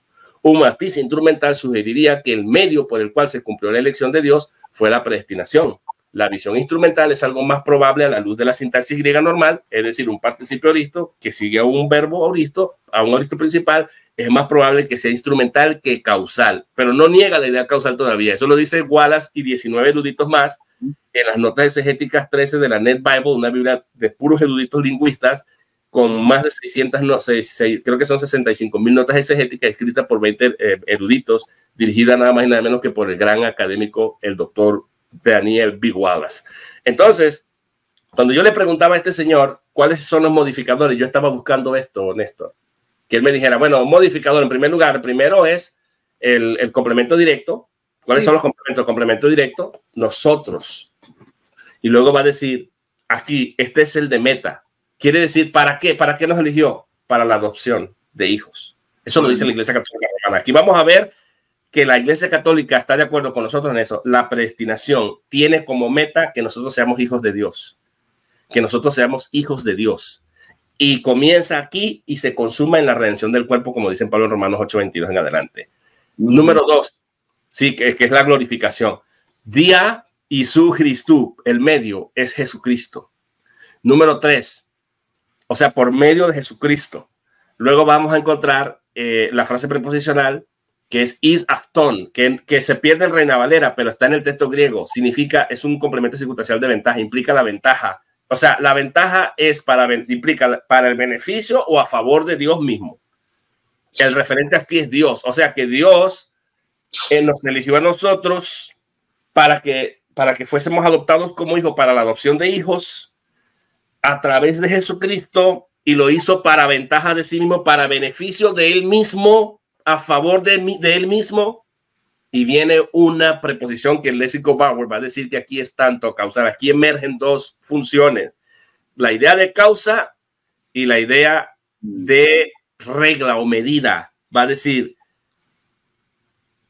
se te debería traducir por causa, o más bien conforme o según el afecto de la voluntad de él, y por causa del afecto de la voluntad de él. Las dos cosas van juntas. O sea, si Dios nos tiene que medir, ¿cuál es la medida que establece que yo estoy predestinado? Yo no. La medida, la regla, es el puro afecto de la voluntad de Dios. Pero no solamente es la regla, sino que esa regla se convierte a la misma vez en la causa, la razón, el motivo por el cual Dios me eligió. ¿Surge de dónde? Del afecto de la voluntad de Dios. Y por último, como si fuera poco, esto Dios lo hace, dice aquí en el versículo 5, va a decir, para alabanza de la gloria, para alabanza de la gloria de la gracia de él. Y luego va a agregar, con la cual fuimos aceptos en el amor. Entonces, esto es lo que yo le estaba preguntando a él. Esto, mira que no contempla, o sea, perdón, no presenta, aquí si él tenía que meter un modificador adverbial en la que hace depender el libre albedrío de esto, tenía que haberlo hecho aquí y no lo hizo. No lo hace. Era mucho pedírselo porque no creo que él sea experto en griego. Entonces eso es lo que me lleva a preguntar hasta qué punto era correcto que este joven no podría tratarse un tema como ese. Era un tema que le superaba. Señores, hay que ser sinceros, este tema supera al señor Urbina. El señor Urbina puede ser bueno en otros temas, pero este tema le supera y quiso vestirse con una casaca que lamentablemente le quedaba demasiado grande. Así que al zapatero a tu zapato, como dice el viejo dicho. Mira, yo te tenía otra pregunta, pero ya por razones de tiempo no la voy a hacer. La pregunta era si hay vestigios en la predestinación del Antiguo Testamento.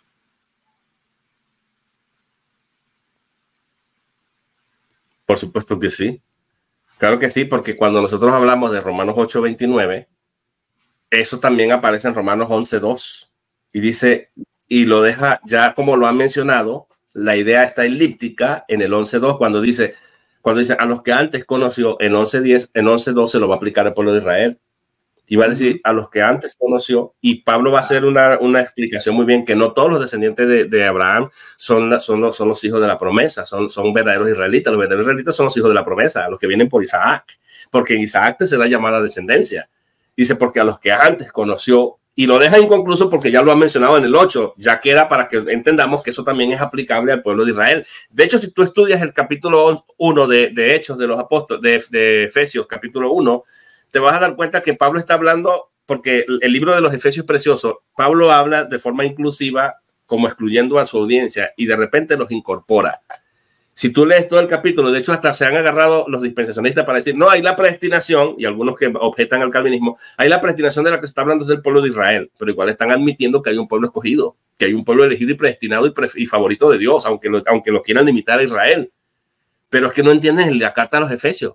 Lo que está haciendo Pablo es extendiendo ese beneficio también a los gentiles. Por eso es que va a decir, cuando él cita, tratando de escabullirse de la pregunta que yo le hice, él va a decir, en el 12 va a decir, ustedes también, y no entienden lo que dice, así también ustedes, cuando oyeron el evangelio, la palabra de verdad, fuiste sellado con y creíste, dice, fuiste sellado con el sello, con el sello de la promesa, con el espíritu de la promesa. Entonces, él no entiende el pasaje porque ahí hay un adverbio de modo afirmativo. Así también ustedes, entonces, así también ustedes pone en igualdad de condición, para que tengamos lo que es un adverbio de modo afirmativo, pone en igualdad de condición a estos con lo que se viene diciendo de los atrás, no lo excluye, solo que aquí está enfocando el medio, como ellos llegan a ser cristianos, pero está ligado a la predestinación, porque este señor quiere entender que la predestinación prácticamente entonces no aplicaría para ellos, los que argumentan esto. ¿Qué hace Pablo hablándole de la predestinación a los efesios si no va a ser relevante para ellos? ¿Qué hace hablando de la predestinación a los romanos, que es una iglesia mixta, si no va a ser relevante para ellos? ¿Qué hace Pablo hablando de la predestinación a los corintios? Porque hasta la sabiduría, 1 Corintios 2:7, hasta la sabiduría que hablamos en misterios, fue una sabiduría escondida desde todos los siglos y predestinada para nuestra gloria, complemento circunstancial de ventaja, para ventaja de la gloria de nosotros. Dios también nos va a dar un poquito de gloria a nosotros, así que no se preocupe, que Dios también tiene eso en propósito, pero Cristo es el que va a llevar la preeminencia. Y ese es el punto. Sí. Mira, qué bueno eso que tú dices. Entonces, hablando de esto, si tú traspolas esto, el pueblo de Israel, Pablo es inclusivo, incorpora al pueblo de Israel, y el gran misterio que va a revelar en el libro de los Efesios es que de dos pueblos hizo uno solo. ¿Quiénes son esos? La simiente de Abraham. ¿Quiénes son esos? Los hijos de la promesa, los hijos de Isaac. Aquellos en el 11 él va a aterrizar diciendo, Dios siempre a su remanente, va a decir que Dios salvó a su remanente por gracia, y establece en 11:2 aplica este beneficio a los judíos. Y acuérdate lo que Dios le manda a decir a Israel por medio de Jeremías.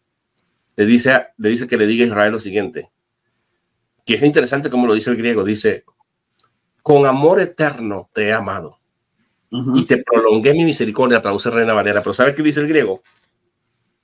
Le dice Dios a Jeremías que le diga a Israel, con amor eterno. Esa palabra, con amor eterno, implica modo. ¿Cómo te amé? Con amor eterno. Implica el modo como Dios lo ha amado, la manera como Dios lo ha amado. Y lo ha amado, con amor eterno te he amado. En consecuencia de eso, viene lo siguiente.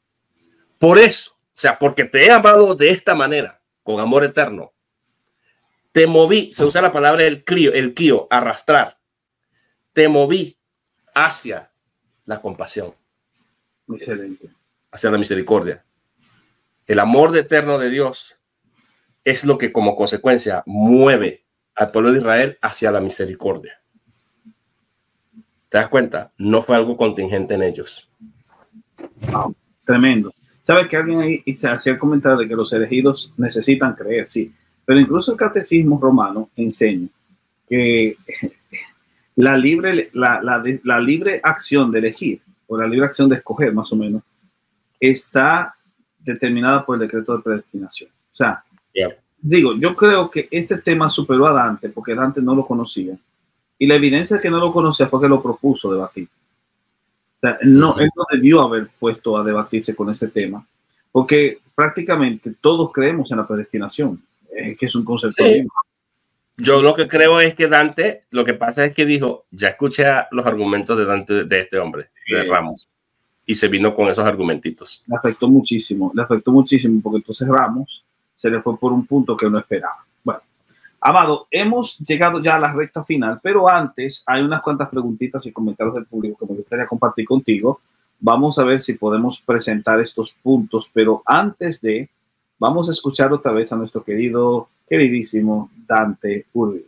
Solo me vinculo a defender a San Agustín en aquello que coincida con los puntos definidos por el magisterio.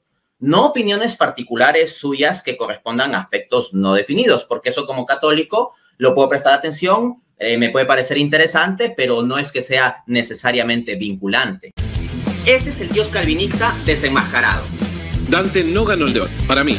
Vos, católicos, y le preguntas, los calvinistas sirven a otro Dios y te van a decir, no, son cristianos, sirven al mismo.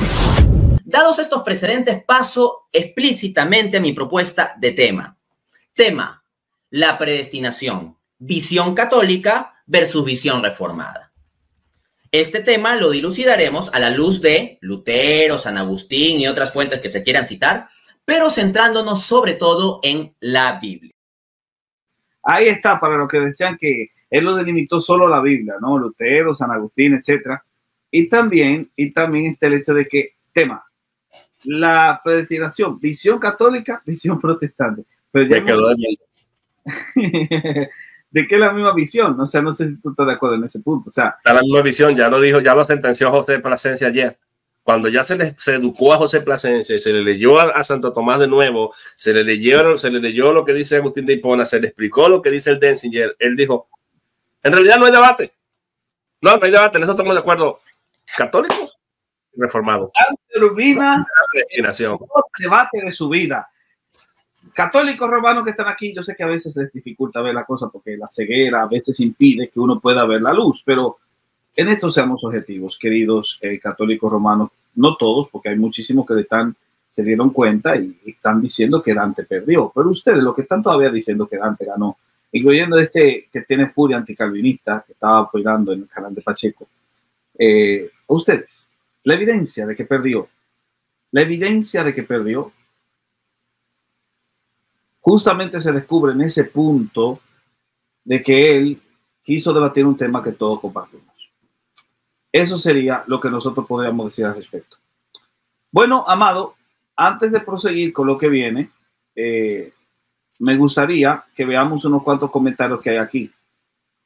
No sé si me puedes ver. No sé si me puedes ver bien, por favor. Sí, sí te veo. Se congeló tu imagen, pero puedo ver los comentarios que estás poniendo ahí. Y te quedaste con la mano levantada. Sí, me quedé con la mano levantada. Qué cosa, ¿eh? Pero está bien. Hay un comentario aquí. ¿Lo puedes leer, por favor? Sí, lo quitaste. Decía Tapia, Elia Tapia. ¿Por qué el presentar el evangelio es el medio que Dios dispuso para que los elegidos crean? Bueno, porque el mismo que preordenó el fin, preordenó también los medios.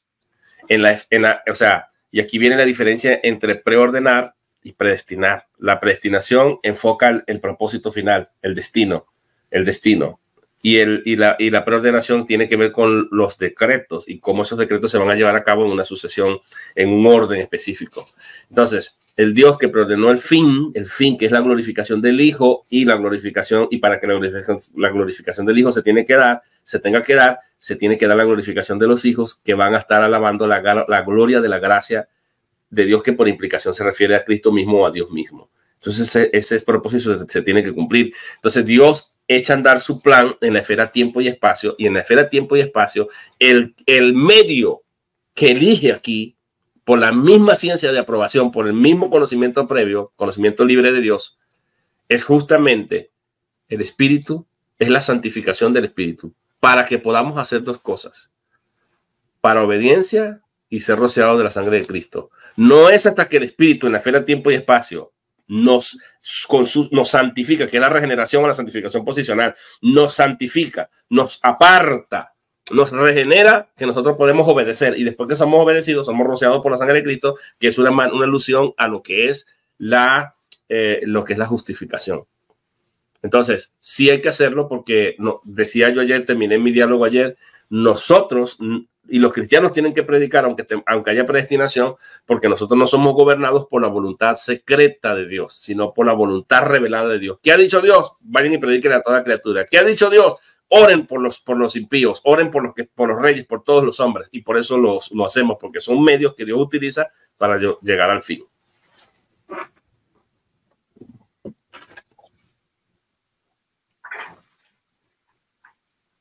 Se convirtió en yeso el teólogo, dicen por ahí. Se lo convirtieron en yeso. No estoy venerando al yeso aquí.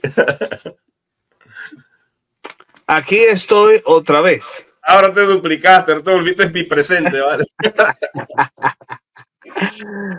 No sé qué fue lo que le pasó. Parece que no aguantó tanto power. Hay que decir que hay mucho power. La gente está orando que se vaya porque la cabeza me está echando humo de tanto. No. Aquí hay mucho power. Eso es lo que pasa. Déjame ver si puedo, por ejemplo, ver otros comentarios que estaban por aquí, ocultar el comentario actual. Habían otros más, pero aquí estoy conectado desde el celular, pero no sé qué le pasó a la computadora. Pero ya, estamos aquí. Bueno, dos comentarios más y vamos entonces a hacer la despedida. ¿Qué te parece? Por ejemplo, había una pregunta que había hecho mi querido predicador expositivo. La había tratado de destacar, pero obviamente no la puedo ubicar ahora. Pero sin duda alguna, por ejemplo, reformados esta pregunta: ¿qué se puede responder a aquellos que comparan el calvinismo con el determinismo o los colocan como lo mismo? Es simplemente una caricatura del calvinismo, porque estarían confundiendo el calvinismo con el hipercalvinismo, que sí es determinista y fatalista. Son dos cosas distintas. Y la Iglesia Católica está en contra de eso. La teología reformada per se también está en contra de eso.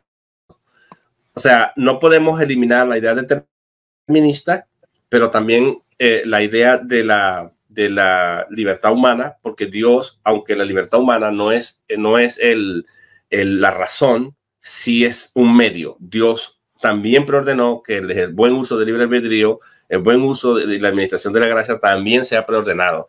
Entonces, hay dos extremos en este punto. El determinismo es fatalismo, pero la anulación total del determinismo entonces es pelagianismo. Hay que tener cuidado con las dos cosas. Entonces, ¿qué es lo que hace la teología reformada seria?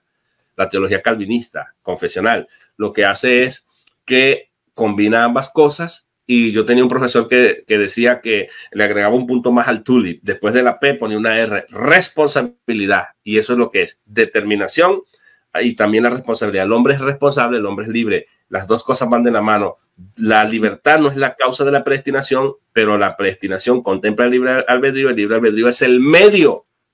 Dios obra a través de la voluntad para llegar a su fin. Entonces, las dos cosas van de la mano y el hombre es responsable por lo que conoce de Dios. La base del conocimiento no es como la gente dice libre albedrío. Esa es una de las bases, pero la base del conocimiento es propiamente, pero la base de la responsabilidad es el conocimiento. Excelente. Y no la incapacidad. Mira, voy a destacar unos cuantos comentarios que había puesto. Por ejemplo, Cristian Arnaud dice, Dante defendió una parte semipelagiana y se contradijo él mismo, cuando luego negó que la predestinación sea incondicional. Y luego el mismo Cristian dice, Dante defendió un híbrido de una teoría de dos católicos, Pedro Aurol y William Moss, dos opiniones con pocos seguidores y desacreditados. Sí. Lamentablemente. Es muy probable que se haya nutrido de estos dos personajes, porque realmente lo que hizo fue una combinación. Agarró, yo le llamo a esto la teología del pellizquito, un pedacito de aquí, un pedacito de aquí, un pedacito de Flower, de la doctrina arminiana, de la doctrina molinista, de estos dos personajes y mucho más. Y agarró también de Trento un poquito para parecerme un católico, pero al final es que me quedó debiendo. No definió, no documentó, nada, no hizo nada. Ok. Preguntas ahí de que si sería interesante, sería interesante que el profe Winston un joropo calvinista o describiendo la caída dantesca del romanismo. La podemos hacer con todo gusto, por supuesto que sí. Ok, esta es otra pregunta. ¿Dios da la posibilidad de salvación y gracia a todos? Jorge Correa. No, lo que pasa es que aquí la pregunta parte de una premisa falsa, ¿no? Se parte de una presuposición que Dios le debe al hombre un chance. Ese es el problema. O sea, Dios es deudor del hombre. No es al revés, no es el hombre que está en deuda con Dios por nuestros pecados, por nuestra prevaricación, sino que es Dios el que le debe al hombre. Dios le tiene que dar a todo el mundo una posibilidad, pero ¿quiénes somos nosotros para sentar a Dios en el banquillo? Y me dice, me tienes que dar a mí. Es justamente eso lo que objeta Romanos capítulo 9, el apóstol Pablo, y va a decir que no, dice aquí, que cuando estos gemelos no habían hecho ni bien ni mal, como para que no veamos nosotros como que, porque Dios vio esto, ahí se cae la fe prevista.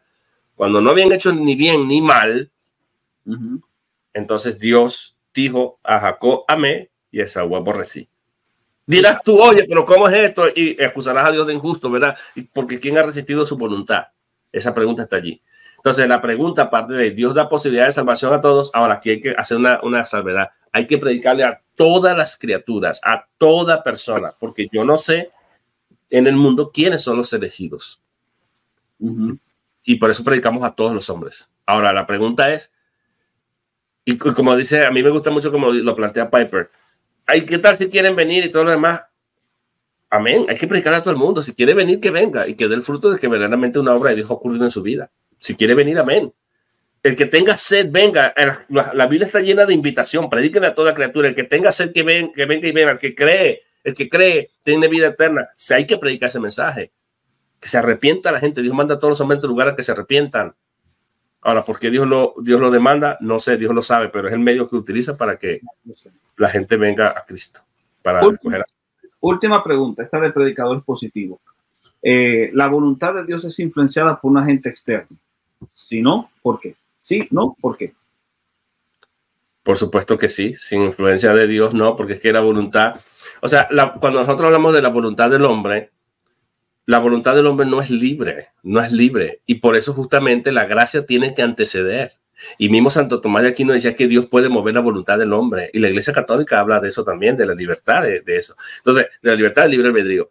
Sí, debido a que soy esclavo del pecado, lo único que sé hacer es pecar, soy esclavo del pecado y tengo una predisposición contra Dios continuamente, no es hasta que Dios obra El Espíritu de Dios convence de pecado, justicia y juicio.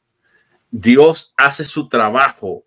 Mira que dice la Biblia que fuimos salvos no por obras que nosotros ya hicimos, sino a la medida, un complemento de regla, a la medida de la misericordia, sino por causa de la misericordia de Dios y por medio del lavamiento del baño regenerador y renovador que causa o que agencia el Espíritu de Dios. O sea, la regeneración antecede a la salvación. Y para eso trabaja Dios en la voluntad. Por supuesto que sí. Excelente. Bueno, estos ya son unos comentarios. Por ejemplo, Jonathan dice que en un momento dado se puede hablar de justificación monajista reformada versus la sinegista católica, pero ya eso en otros temas ya no tiene que ver con la predestinación, así que ese es un punto muy interesante. Creo que este es un comentario de Predicador que decía: si el apóstol Pablo creyera que consiguió algo de ellos, acciones, tendría que poner una cláusula subordinada sustantiva de contenido. Así es. Y finalmente, aquí tengo, bueno, Totocayo, que por cierto, Totocayo también estuvo apoyando el debate con Jonathan.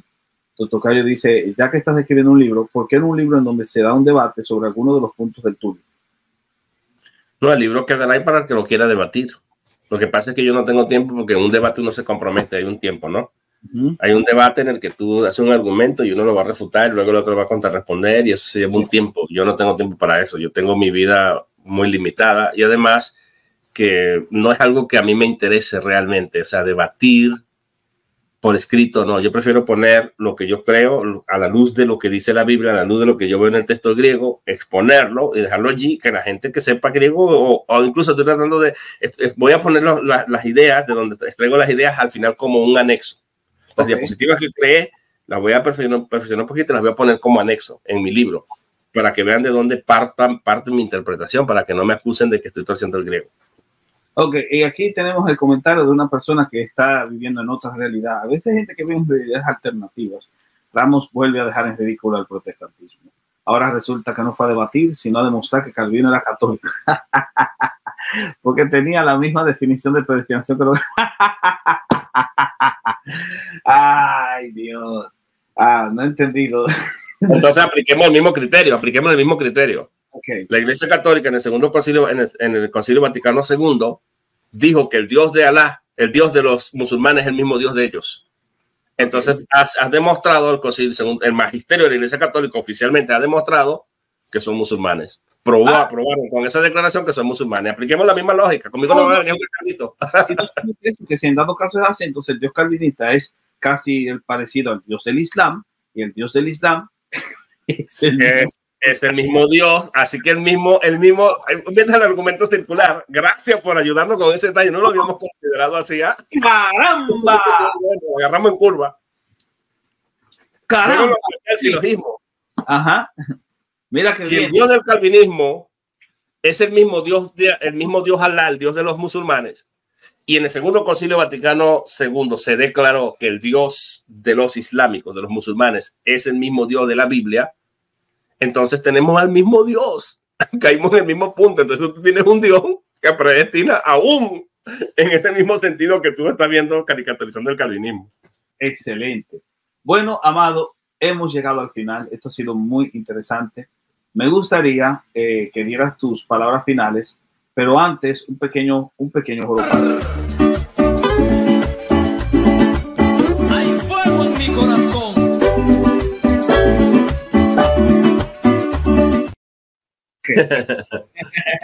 Grupo para todo el mundo. Vamos entonces a tus palabras finales. ¿Cuáles son tus palabras finales de todo esto? Sí, bueno, yo en primer lugar quiero darte gracias a ti, Néstor, por considerarme y traerme aquí para hablar un poco del tema.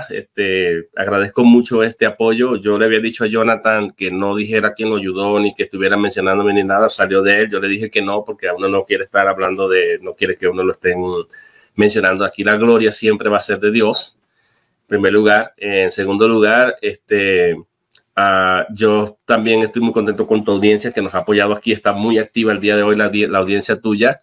Y en tercer lugar voy a decir que el debate que se dio ayer con José Plasencia revela mucho de que realmente Dante Urbina estaba bien perdido, porque José Plasencia, repito, enfatizó o estuvo de acuerdo en que no hay debate. O sea, los católicos no podemos debatir con los teólogos reformados, o los reformados no pueden debatir con los católicos romanos, porque estamos en acuerdo de tapa a tapa. Entonces, en ese punto, se exhibió que Dante Urbina escogió un mal tema para debatir, porque es un tema en el que nosotros estamos alineados. Y que, claro, el debate se sostiene solo y solo si se caricaturiza el calvinismo, que al caricaturizarlo, entonces se tiene que lanzar la misma acusación contra Tomás de Aquino, quien, leyendo Romanos 9, define la predestinación y la elección en los términos de dar un tratamiento desigual a individuos que están en igualdad de condición, en un contexto de predestinación para salvación, ningún para servicio. Refutado, esas son mis palabras finales. Excelente, excelente. Amado, gracias por haber estado aquí conmigo. Ha sido verdaderamente un honor y un placer que estuvieses acá. Así que te deseo lo mejor y vamos a ver si armamos otro programa. Tenemos pendiente hacer un congreso de griego. Así que eso es algo que vamos a hacer en este año, un simposio acá en el canal. Así que Dios te bendiga. Claro que sí. Claro que sí, está bien. Un abrazo para ti también, Néstor. Pues cuídate. Amén. Asimismo, gracias a todos por haberse quedado con nosotros. Este ha sido un momentico muy bueno. Ustedes son parte de este gran equipo. Yo no haría nada si no fuese por ustedes. Ustedes son los que realmente hacen que esto valga la pena. Yo quiero saludar también a los creadores de contenido que estuvieron con nosotros, al doctor Enuel, que estuvo ahí también, a mi querido predicador expositivo que estuvo ahí. Incluso también un saludo a José Plasencia, que también estuvo en el canal. Así que para nosotros es un gozo que ustedes puedan compartir con nosotros y aprender muchísimo, que puedan aprender, que puedan conocer. A final de cuentas, el objetivo siempre será ese. Conclusiones mías particulares, 3. 1. Dante perdió el debate. 2. Dante perdió el debate. 3. Dante perdió el debate. Ahora, ¿por qué perdió el debate? 3 razones más. 1. Porque debatió un tema que no conocía. Le quedó muy grande. 2. Porque en su intento de limitar la temática, terminó introduciéndose en un tema que no necesita ser debatido, porque en ese punto casi todos estamos de acuerdo. Y número 3, porque lamentablemente caricaturizó la posición contraria y en su caricaturización perdió, porque como le pasó a Vegeta con Arale, no se puede vencer a una caricatura. Así que esa es la conclusión a la que nosotros llegamos en este sentido.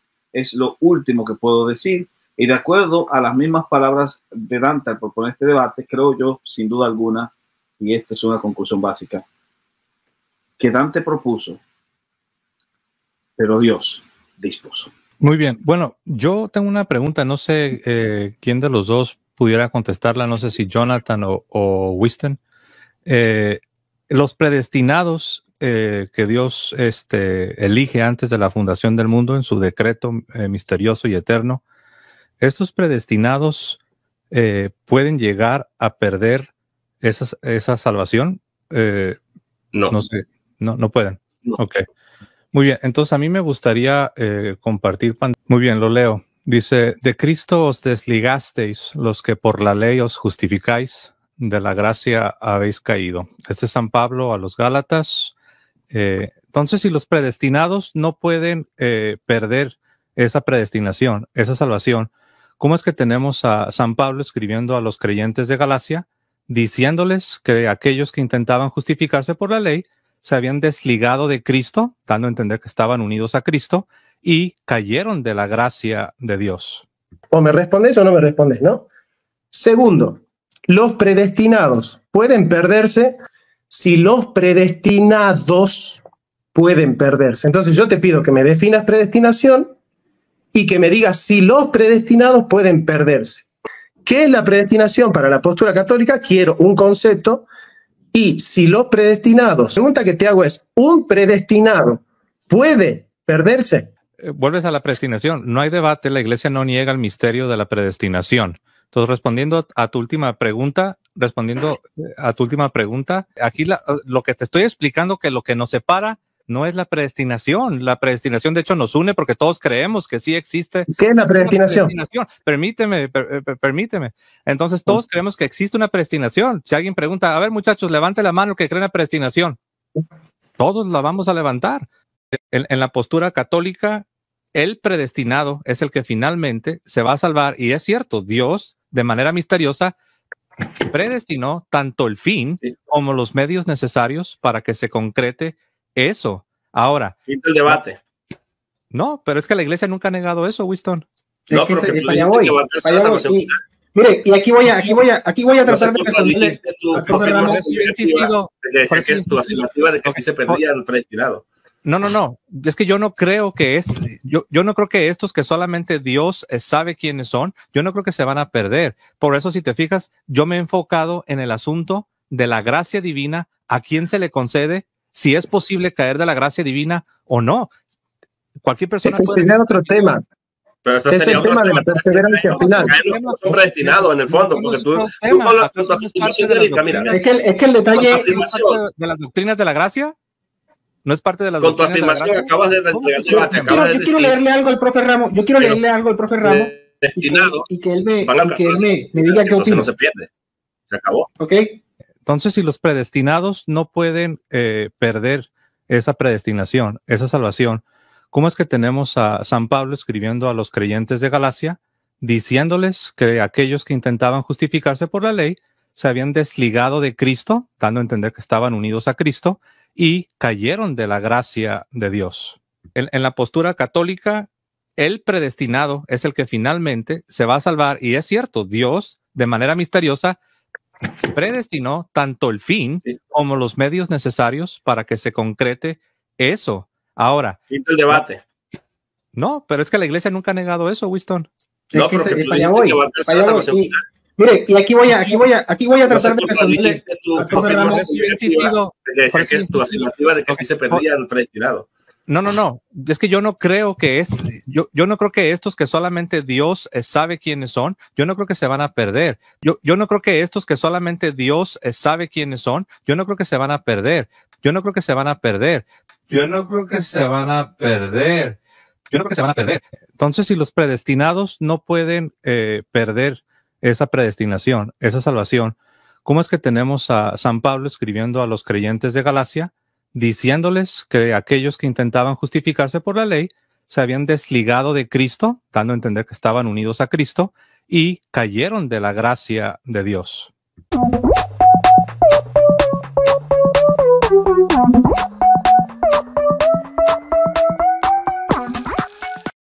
Tengo que ser honesto con algo.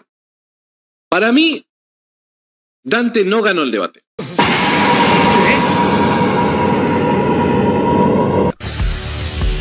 Ese es el Dios calvinista desenmascarado. Si algo se parece, no digo es al Dios del Islam, que dice en el Corán: hemos creado para el infierno a muchos de los hombres.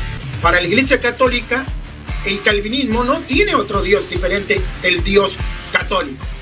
Felizmente, ese no es el Dios de la Biblia, que dice en Ezequiel 33:11: yo el Señor juro por mi vida que no quiero la muerte del impío, sino que se convierta y viva. De este modo, el Dios calvinista es un mal samaritano. ¿Ves? O sea, o hablas con los obispos católicos y le preguntas, los calvinistas sirven a otro Dios, y te van a decir, no, son cristianos, sirven al mismo Dios.